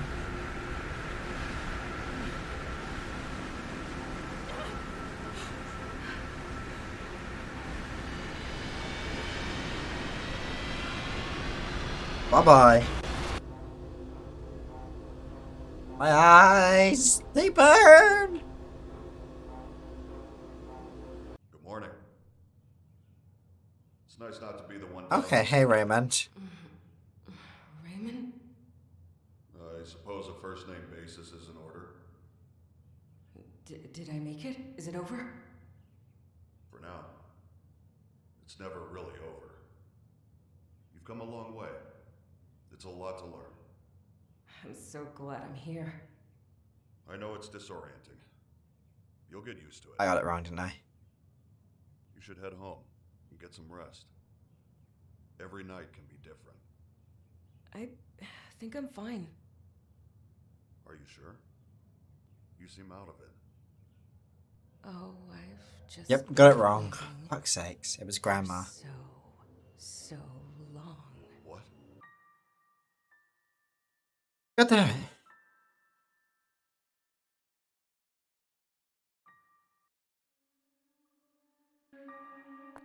Okay, let's try one more time. There's something I'm missing, I'm sure. Well, yeah, definitely. I just don't get it. Like... No, I'm not gonna do the speed run. I'm just gonna. I want to give it an action, see if I can get it right for once, because this will be my last shot at it for the night.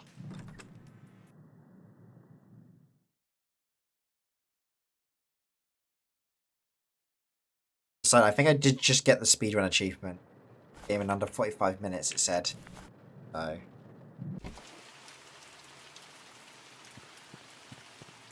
Do 100 shifts to get the 5-5 end. Get the 5-5 out of 5 ending. I'm. I don't think I could do 100 shifts of this. That would drive me actually insane.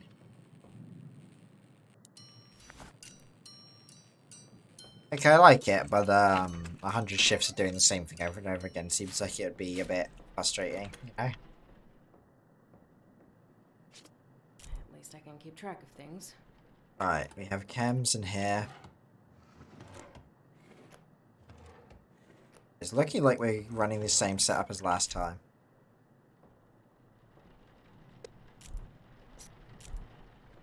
It's nice.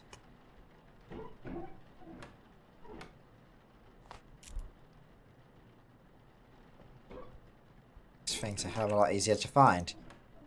Right. Let's go get our first body, and we may as well light the fucking talisman. Grab it. To banish a demon to hell, it must be bound to its chosen body and burned. The 3 objects in this cabinet are your tools. First, Run around the place. the blade tablet in the center is called a Do mark. do do do. Do do do do. Placing the smaller pieces in the correct configuration. There, we got the weird Second, skirty T. bottles on the top shelf are a special reagent that will react to the mark. Add a bottle to the embalming mixture during the process. When the mark is placed on the correct body, with the reagent inside, it will force the demon to become bound to it. Okay. Pay attention to signs that you have chosen correctly. They can be obvious or extremely subtle. Alright. Once you are certain the demon is bound to its vessel, burn it. Finally, the pieces of paper on the right are called letting strips. It must inscribe the sigils of its name in our world to begin the evocation. You will need to uncover these sigils to use them. Okay. Hold a letting strip up while wandering the mortuary. If it begins to smolder and burn, you're close. When the Got it, paper chief. busts, the sigil has been revealed somewhere in that area. Yep, They got can that. be anywhere. Understand that On bit. walls, under objects, inside furniture, anywhere. The demon will inscribe its sigils over time to try and hide them, so check regularly. Once you uncover the sigils, use the There night we shift go. database to decide which demon you're dealing with, and use that knowledge to create the mark. The steps are simple. Add the reagent to the embalming mixture. Uncover the sigils. Build the mark and place it on the body. Then, when you're certain, burn it in the retort. Yep, so we understand that bit. Let's get a passcode. The thing I hate about this is how much mouse dragging you have to do. 60935.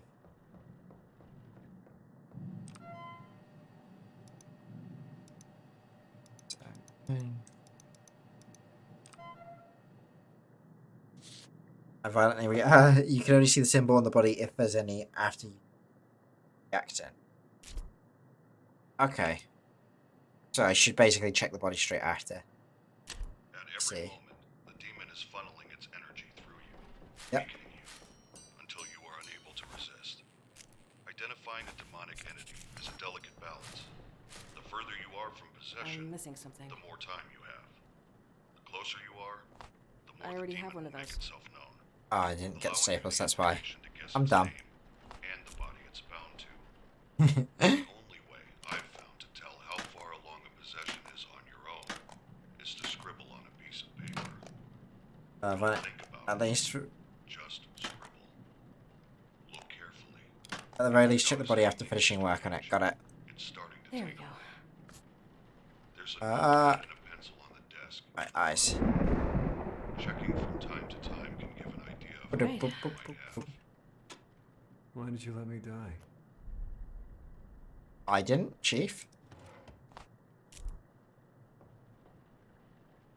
Is it?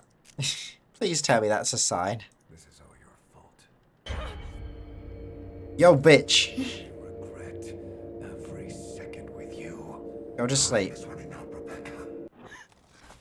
Yep, that's cool and all, but can you not? I kind of have a job to do, and I like getting paid dimmer dollars.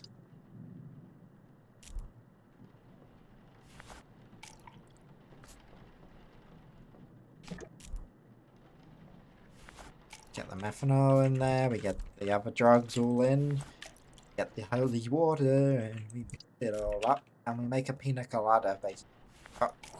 Cocktail of anti-demon. That's the first time a body has been so aggressive with me, and also transformed its gender. That was a weird sentence. Put the lime in the coconut and mix it. I don't know why I felt like that made a weird sound that time. The lime in the coconut.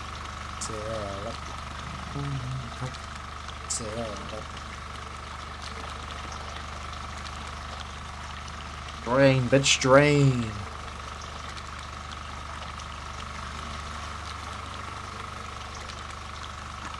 That's a demon, probably.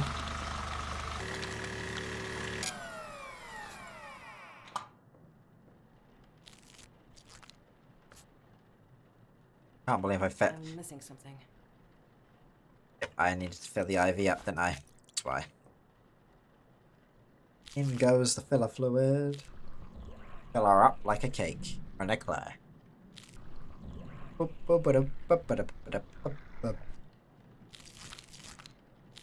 Just waggle it around and then... 6101, just waggle it around and something's bound to happen, right guys? There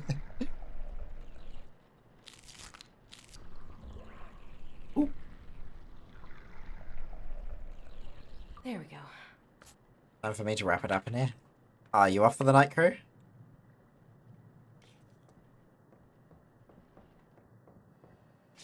That shit.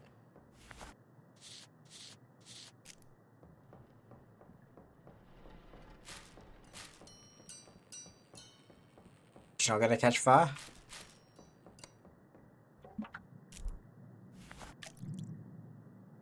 Oh.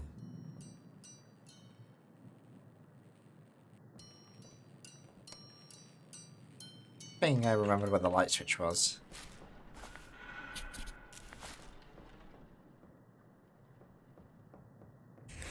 I'm gonna work on this. Yeah, for sweet 4.5 hours of sleep. I'm on that Nikola Tesla grind. Oh, damn, son. Well, you have a good sleep, dude. Hopefully I'll catch you another day. I just wish me luck before you go. But,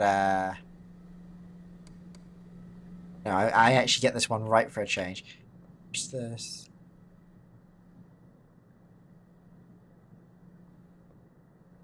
Pause. Nope.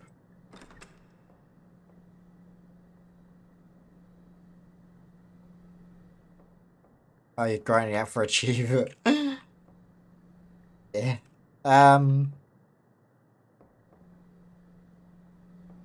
Didn't hear about it. Ah, on the back. Okay, there's the got the fishy tea, and we have the what's it called tea? The pie symbol. I know you're gonna get it this time, Nano. Copium, surely. Hey, I'll get it eventually, right? Not that stupid. Well, let's check the names at least.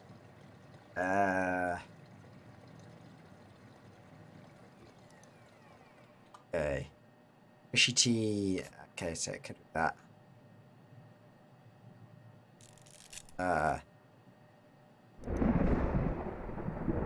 About Invidious. Fishy tea, but no Tetris. Fishy tea, but no Tetris. Why am I calling it Tetris? It's pie. The fuck is wrong? T. Okay, so it could be Varek. So correct, and the guy on the emulation one.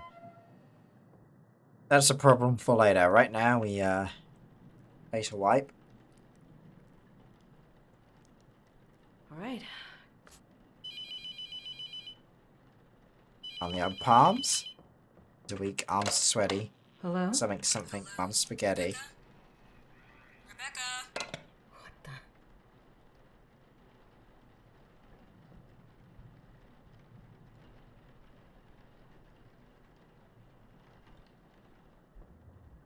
Weird things happen when I crouch, it seems.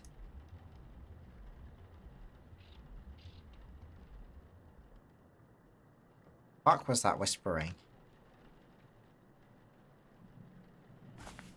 Ignore the phone, it drains your sanity. Okay. So there is like a sanity system in the game, I see. No obvious signs on body 1. Surprising. Should get back in the freezer. 2.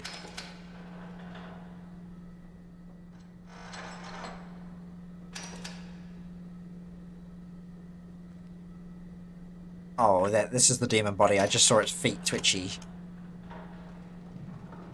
Or it makes you more possessed if you prefer that.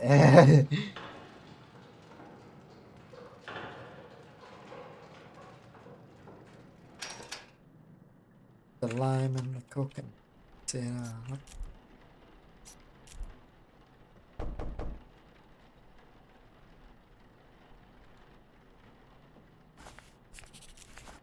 There we are, going more mad at least. Our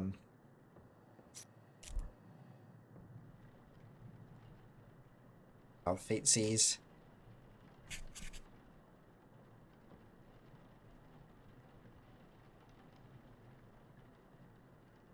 Going over the body.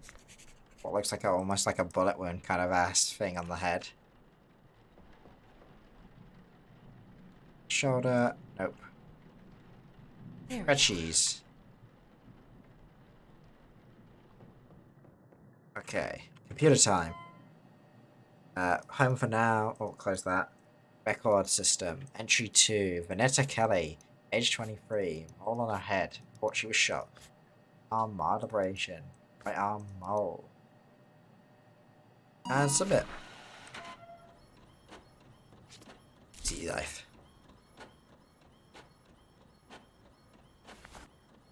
Okay, I'm definitely now seeing things because I swear I saw something wiggle across there, but I know for a fact I did not.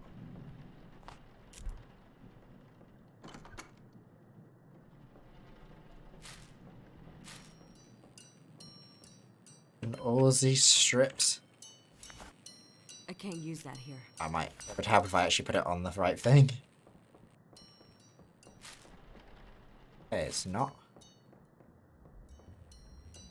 But it's not burning up.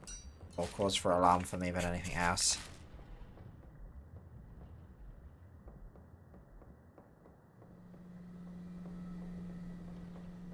I guess we've not had enough time. Alright, on with the job then, I guess. Maybe we can, one day we can hope that this maybe keeps the demon's mouth shut for good, you know? There we go.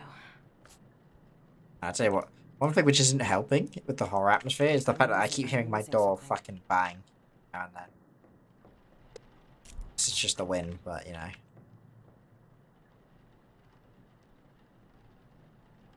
All right.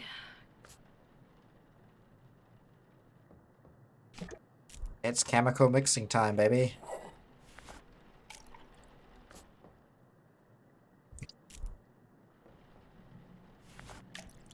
This is just like the world's weirdest cocktail thing. You'd think we'd just keep like a ready mix, maybe?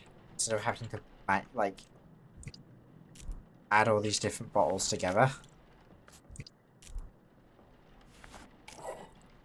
We have to make life way harder for ourselves. After 4 sips, and let's get me some PVC. Got the pipes.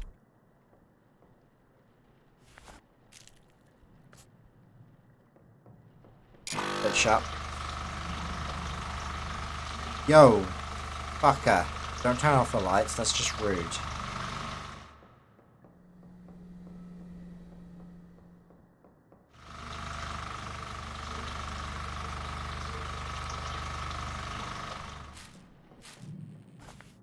My sanity doing? Yeah. So. Still no new demon mark. Demon's being mean. Fed me, tell the demon to stop being a dick. Gun pumping. Fill up our bag. Out, seal it up. Go for the good old fashioned stomach pump. I think my character's probably familiar with. Oh, I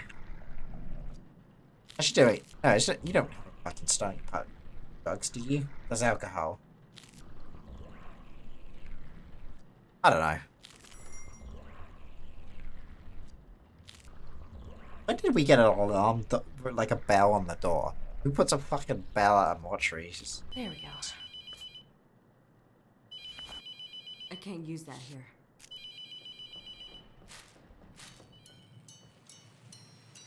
Fuck off, letting yourself in. No demons allowed.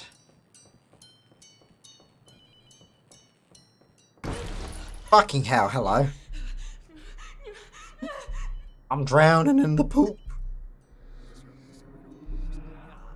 Hello? I need to report a missing person. Yep. Go on. Who's the missing person? She has a drug problem. She has a drug problem. Understood. Talking about me. Becca? Yep. Yep, you're talking about me. Becca? Becky, come back to us. Oh. Becca! Shit. Rebecca. Rebecca. Oh my god. Oh my god, no. No, baby, no. What is wrong with your hands, Chief? Oh my god. Fuck. Okay, baby, don't worry. It's okay. It's okay, dude. I'll get you out of here. I don't trust your hands, Chief. There are just right up there. I'm coming back. I'm coming right back. Am I dying? Or Hey! Hey, I found her! Down here! the fuck? Did he just slip and trip? Oh. Oh, I see. Tripped and died because...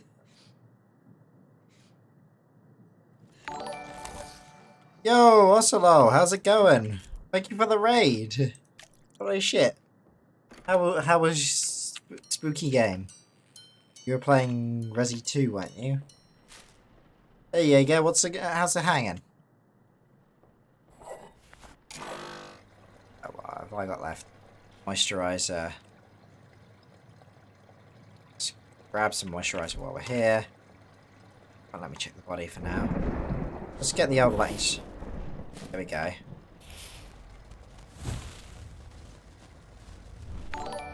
That way? Thank you for the resub, Oslo. Spooky both. Yeah, how was it? Okay, we've got a new symbol on it. We have Wiggly Curvy T. Spooping Pro. It was good, yeah? You didn't look like you shit yourself. You look like you lost weight. Yeah, I've heard I've been getting a bit bony recently. You look different? Oh, it must have been the haircut, you know? Must be the hair. Did too many times. This game's got me a few times, actually. So, you're not the only one shitting yourself this week. Okay, I'm pretty sure it's Battlemat. I'm just gonna, start getting those slots in. Oop. Oop. Wiggly T. We know it's this body. H. Fucker zombies, should have been predictable. Should have been, but apparently were. Let's moisturize this dead person's face. I am 99.9% sure this is the demon. Let's just check if there's any markings. So yeah, this game, for any of you who are unfamiliar, you're basically just molesting dead bodies until we work out which one has a demon in it. No new mark, but it's not far enough along on the thing, I don't think. Let's grab a body bag and get some ash. Check it on here.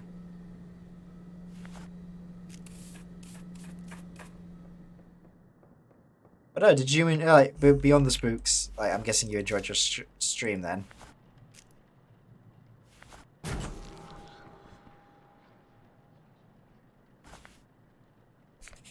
Okay, I'm confused. I thought this was the body 100% when we picked it up and it wiggled. Yeah, for sure it was the first time I played Resi again. Hey, good. Glad you enjoyed it. Guess that's not the demon's mark. Fuck me. Right, let's get the next body done anyway. I was basically dead sure of that one, I thought. I am bad at this game. So for those of you, joining as well, I have tried 2 shifts and I have failed both of them. What does your demon have? Oh, actually, that's a point, yeah. I should have probably checked that. Moment. Let me just check the other stuff.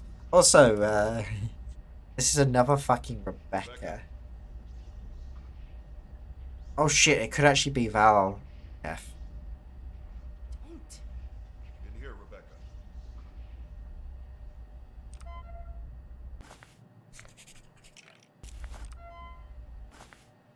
That'd be the G bombing. I don't know. So it could be the demon actually, and we just don't have the. Rebecca. Shut the fuck up, Chief. I've got dead bodies to molest. In here, Rebecca. In here. Gotta go. This is new. Alright, creepy basement. What's going on? So, little Raymond thinks he found a replacement. Another sacrifice to save his fucking skin. Not sure that's what's going on, but. Oh, have I got to check like every single one? Ah, we have a 7 in slot 3.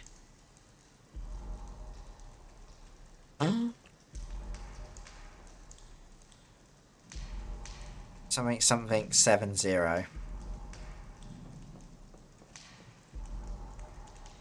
9-7-0. Oh. D.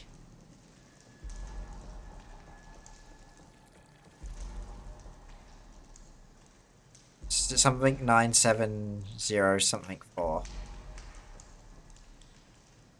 4-4. I should check our mouse just in case.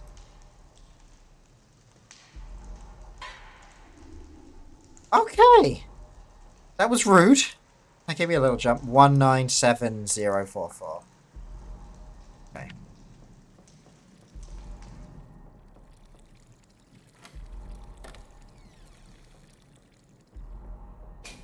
Oh, okay. That's the mark that was on the body, wasn't it?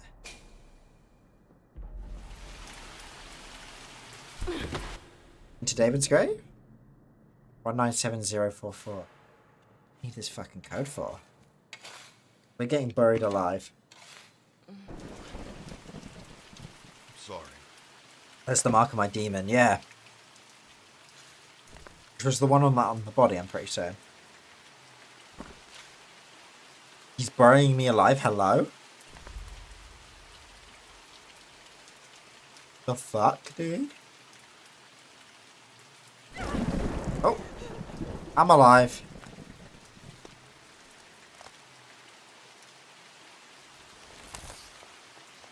think I have a clue. Nope, I don't have a clue. Yeah, where's this code going to be inserted?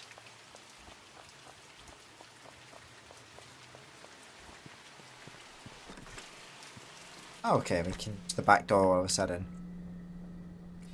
Cabinet in the workroom, okay. Yeah, that's the same demon mark.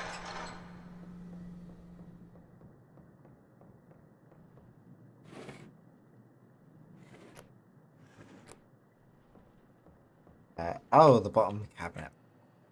Oh.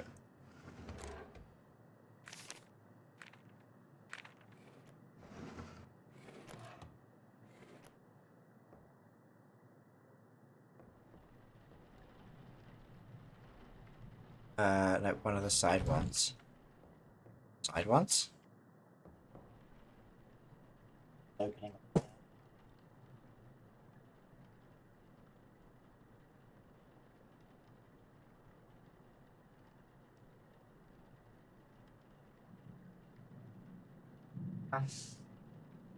Okay. Am I right? Oh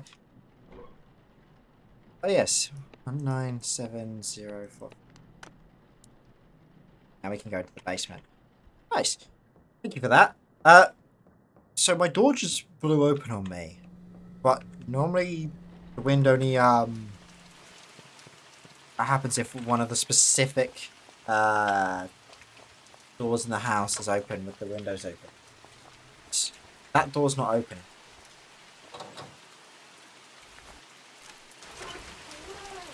Got going on down here. Shit, there's so much stuff here to read. Pleasure working for you. Mr. Devitt, it's a great shame I will be seeing you, but I appreciate you sharing this. Is... Okay, so this is like people sharing shit. I'm missing something. I'm not gonna read all the notes. I've done so much reading tonight that my voice is starting to get I'm missing so something. throat is. Sorry if you wanted me to read the stuff, but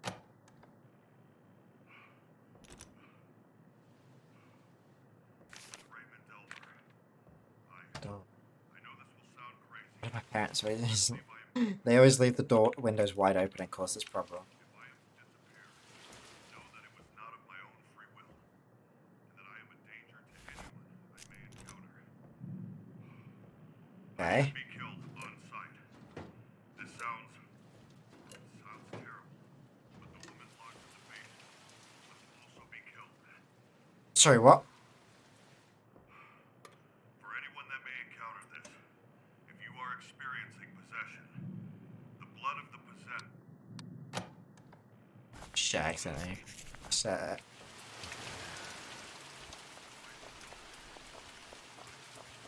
Okay. Different hidden. Okay. Let's hope the disclaimer at the start of the game was for shits and giggles. Alright, starting to piss me off now. Just 2 seconds. I'm just gonna pause the game. I'll be back in a second. Work out which window first.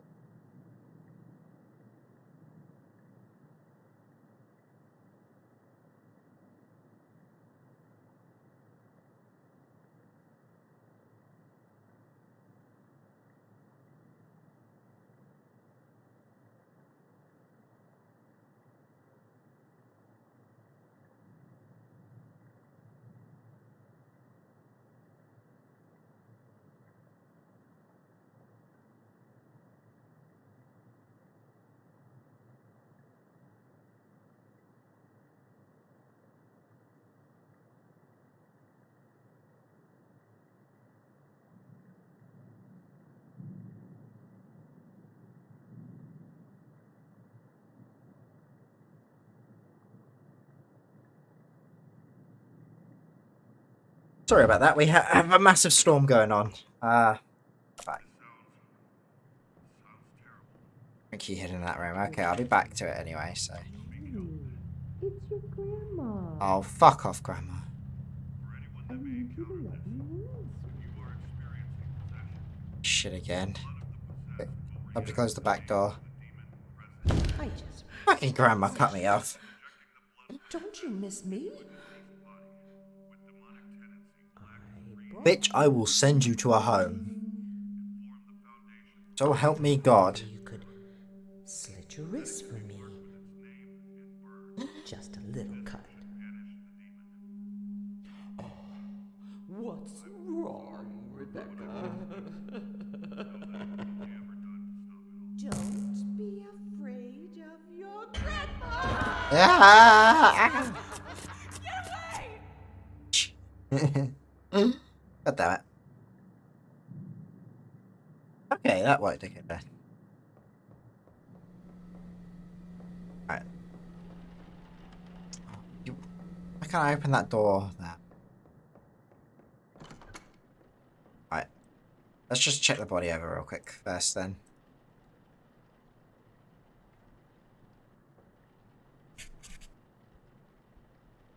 Nothing on that side. It's blood marks that side. Back. And nada. Leg. There we go. Stank that. Okay. Let's go out and check.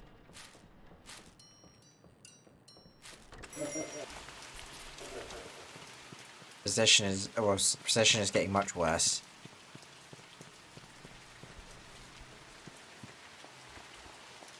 Down to the basement. Let's have a quick scout around, look for that key. Now, if I was a stupid key, would I be here?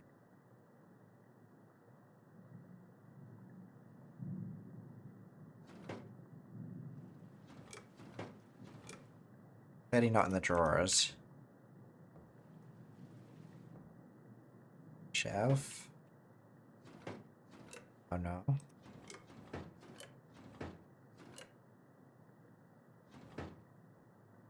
Like the side of the drawer or something stupid like that.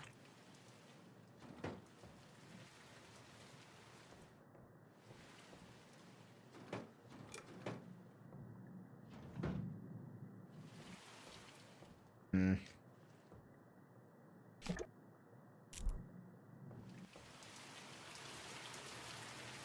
Behind them on the shelves.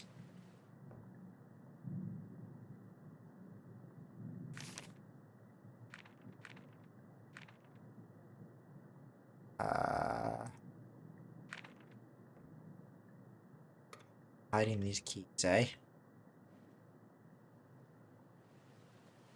Doesn't seem like that many places to hide a key, but apparently there is. I feel like I'm missing, maybe inside a small box.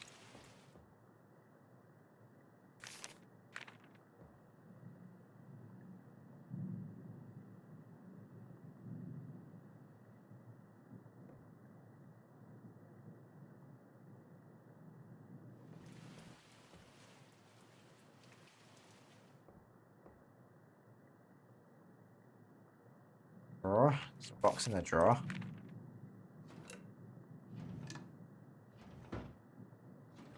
Is it that box there? This books.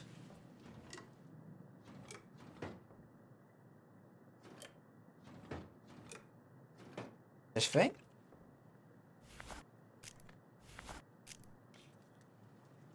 If it's this thing, it's just not letting me interact with it.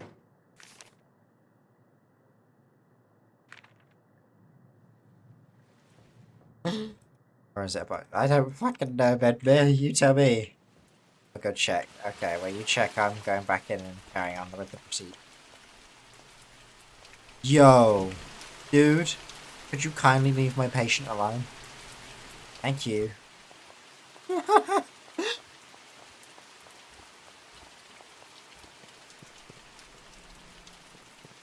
That's gonna annoy me that I can't use that fucking back door anymore.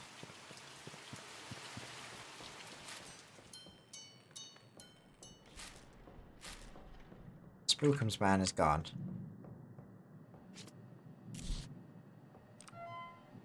Alright, let's put in some data anyway. Entry 3, Frederick Downs, age 36. Shoulder. Leg.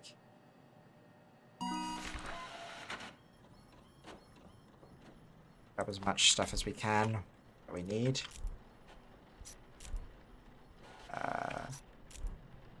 Boop, boop, boop, boop.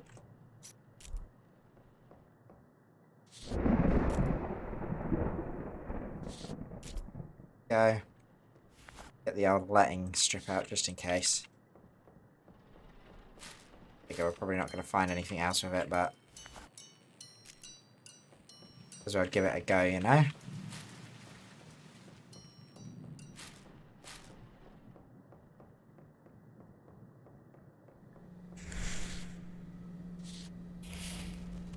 Oh, we are gonna. Okay, it's the G. Okay. Let's go to our demon board.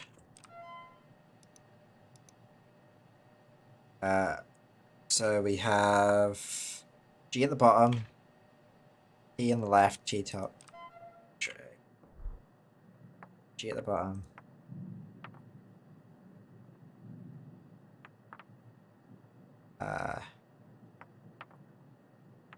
Let's just double check that.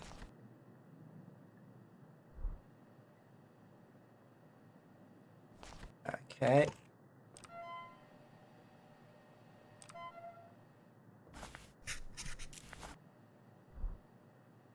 Okay, yeah.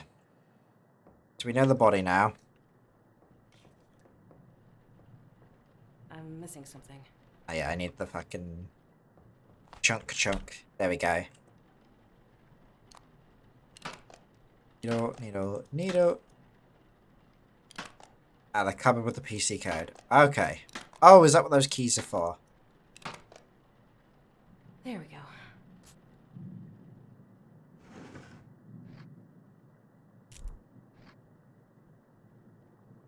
Okay. Take them, game.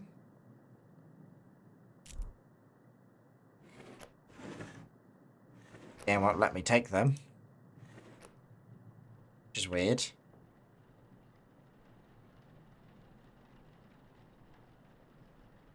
Alright. Right. Chemical time. Dickhead. Always one that does that, isn't there? Thinks he's funny. Put a drawer under a piece of paper. Okay. Try that in a sec.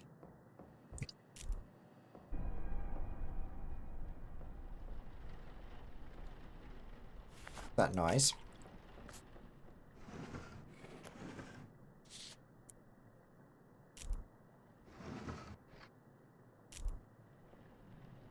Shh. Close that bit of the mortuary off. Oh well, I don't need to go down there anyway at the moment, so. What am I missing? Aldehyde. Yep. Let's get this bit done anyway. So that body stuff can happen. But we'll go check it out when while he's draining.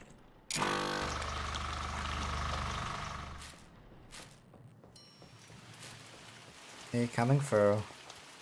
Go into the basement. Got a bitch to murder. Do we have a shovel or I got the Glock? Are we packing heat?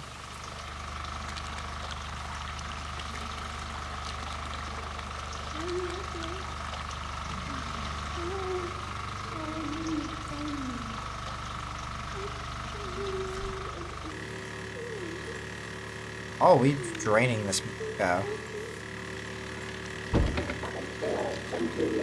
I heard.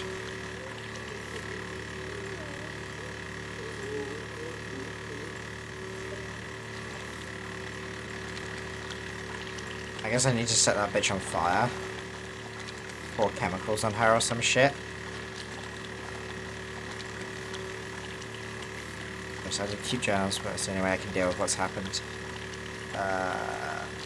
Breaking and damage. Complete my shit. Okay. It's good to know. Back to work we go then, boys. Man, this job easy.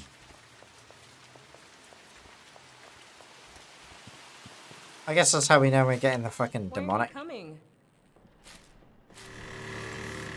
I'm Rebecca. Rebecca.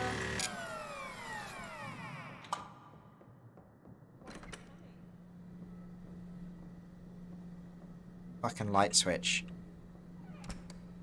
What a bad place to put a light switch. Why aren't you coming?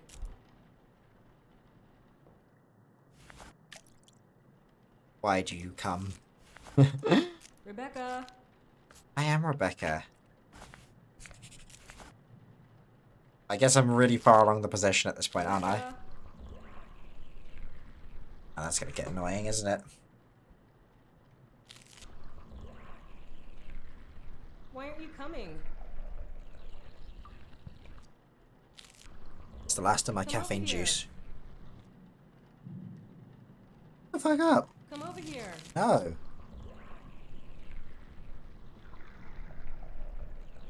Rebecca. Leave me alone. There we go. Rebecca. Where even is that coming from? Is that coming? Gotta be this way, isn't it, as well? Come over here. Yeah. Really? Oh, fuck.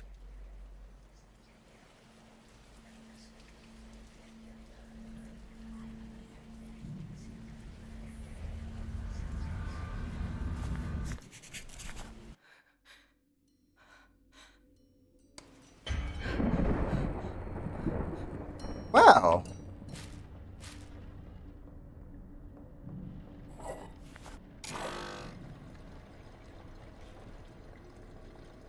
Bitch, it's time for you to moisturize.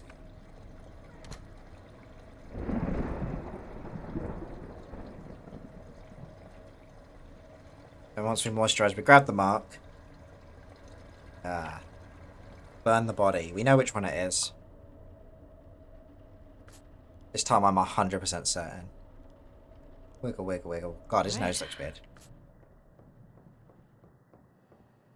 Mark.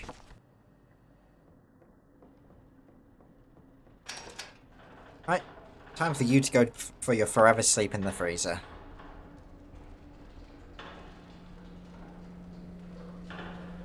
You were a good boy. So you get to stay dead.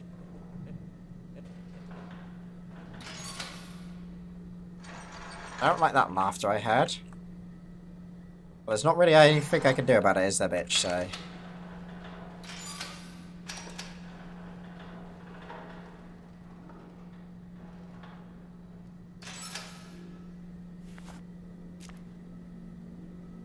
Time to bind you. Guess we better move it around just to make sure.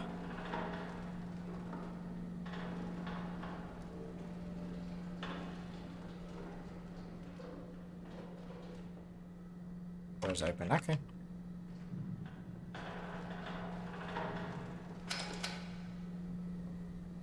It'll just not let me go down backwards or some shit. It's not talking, I can't... It did say to make sure your target was Are bound. you sure this is the right Yep, there we go. Bitch, you bound, you burn. Time to enjoy the fireworks, baby.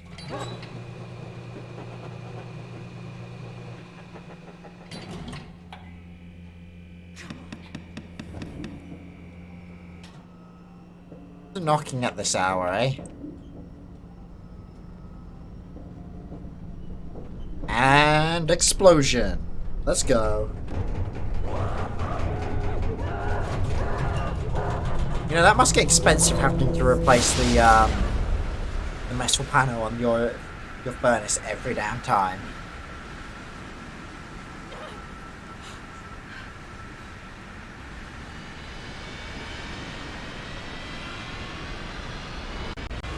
Bye-bye, bitch. Please say I was right. Please say I was right. Please say I was right. There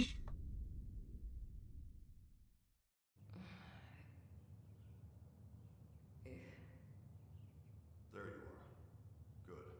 Oh? Okay. Is it over? It's never over. But you survived. Hey! What do you Different ending. Can I leave? I want to Once an entity finds you, all the houses of hell will do anything to get back to you. We did it! Holy shit, we got it right. But it doesn't end here. From now on, there is always a chance this will happen again, no matter where you are. I don't want this. I just want to leave. What do I do? I'm sorry, but there's no going back. I've spent years learning everything I can to keep these entities at bay. It's the only thing we can do.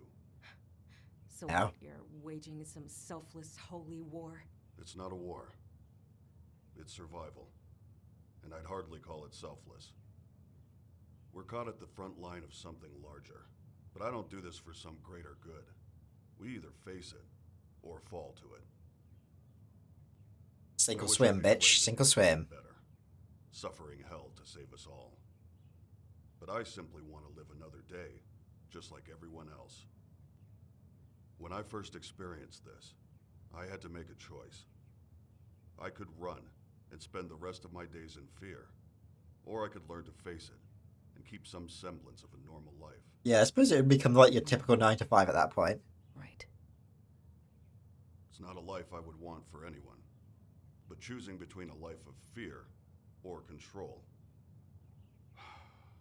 You're the first person I've met to face this hell and survive. So I'm offering you a different kind of job. Work the night shift. Learn what I know. Give yourself a chance at a life beyond fear. I don't know what you experienced, but I know it uses the worst parts of you against yourself. The more you experience, Okay, so I can. That code is permanent. You didn't get the very ending, so this is your first time you'll getting become good ending. unbreakable. Okay, I I'm see. offering the tools So it takes to a take retake control. play of it. The choice is yours. I definitely have to carry on playing this in the future then. I'll probably do another stream of this at some point. It's been pretty fun. Oh, ending 1 of 5. I survived. Finally banished a demon. Well, I think that's a good place to end it as well tonight, actually. Successfully just open my second browser because Twitch is a bitch and doesn't let me do many things on what's it called? Opera GX.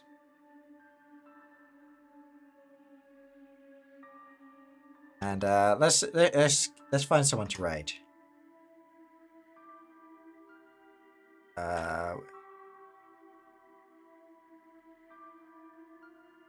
Can we find the mortuary assistant games? Right, let's browse. How do I even spell this game? All right, Midmay. See you around.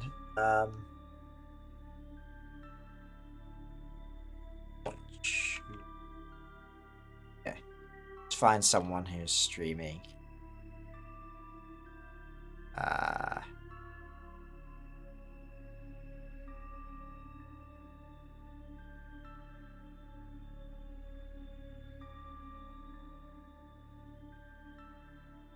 Okay, this person next. Okay. I'll follow our only chat, so see if we can raid on this. Alright. The raiders, who going? Okay guys, be nice to her. Say hello, you represented me, so have a good night for the rest of you and be nice to the new girl. It's Deadly Boop.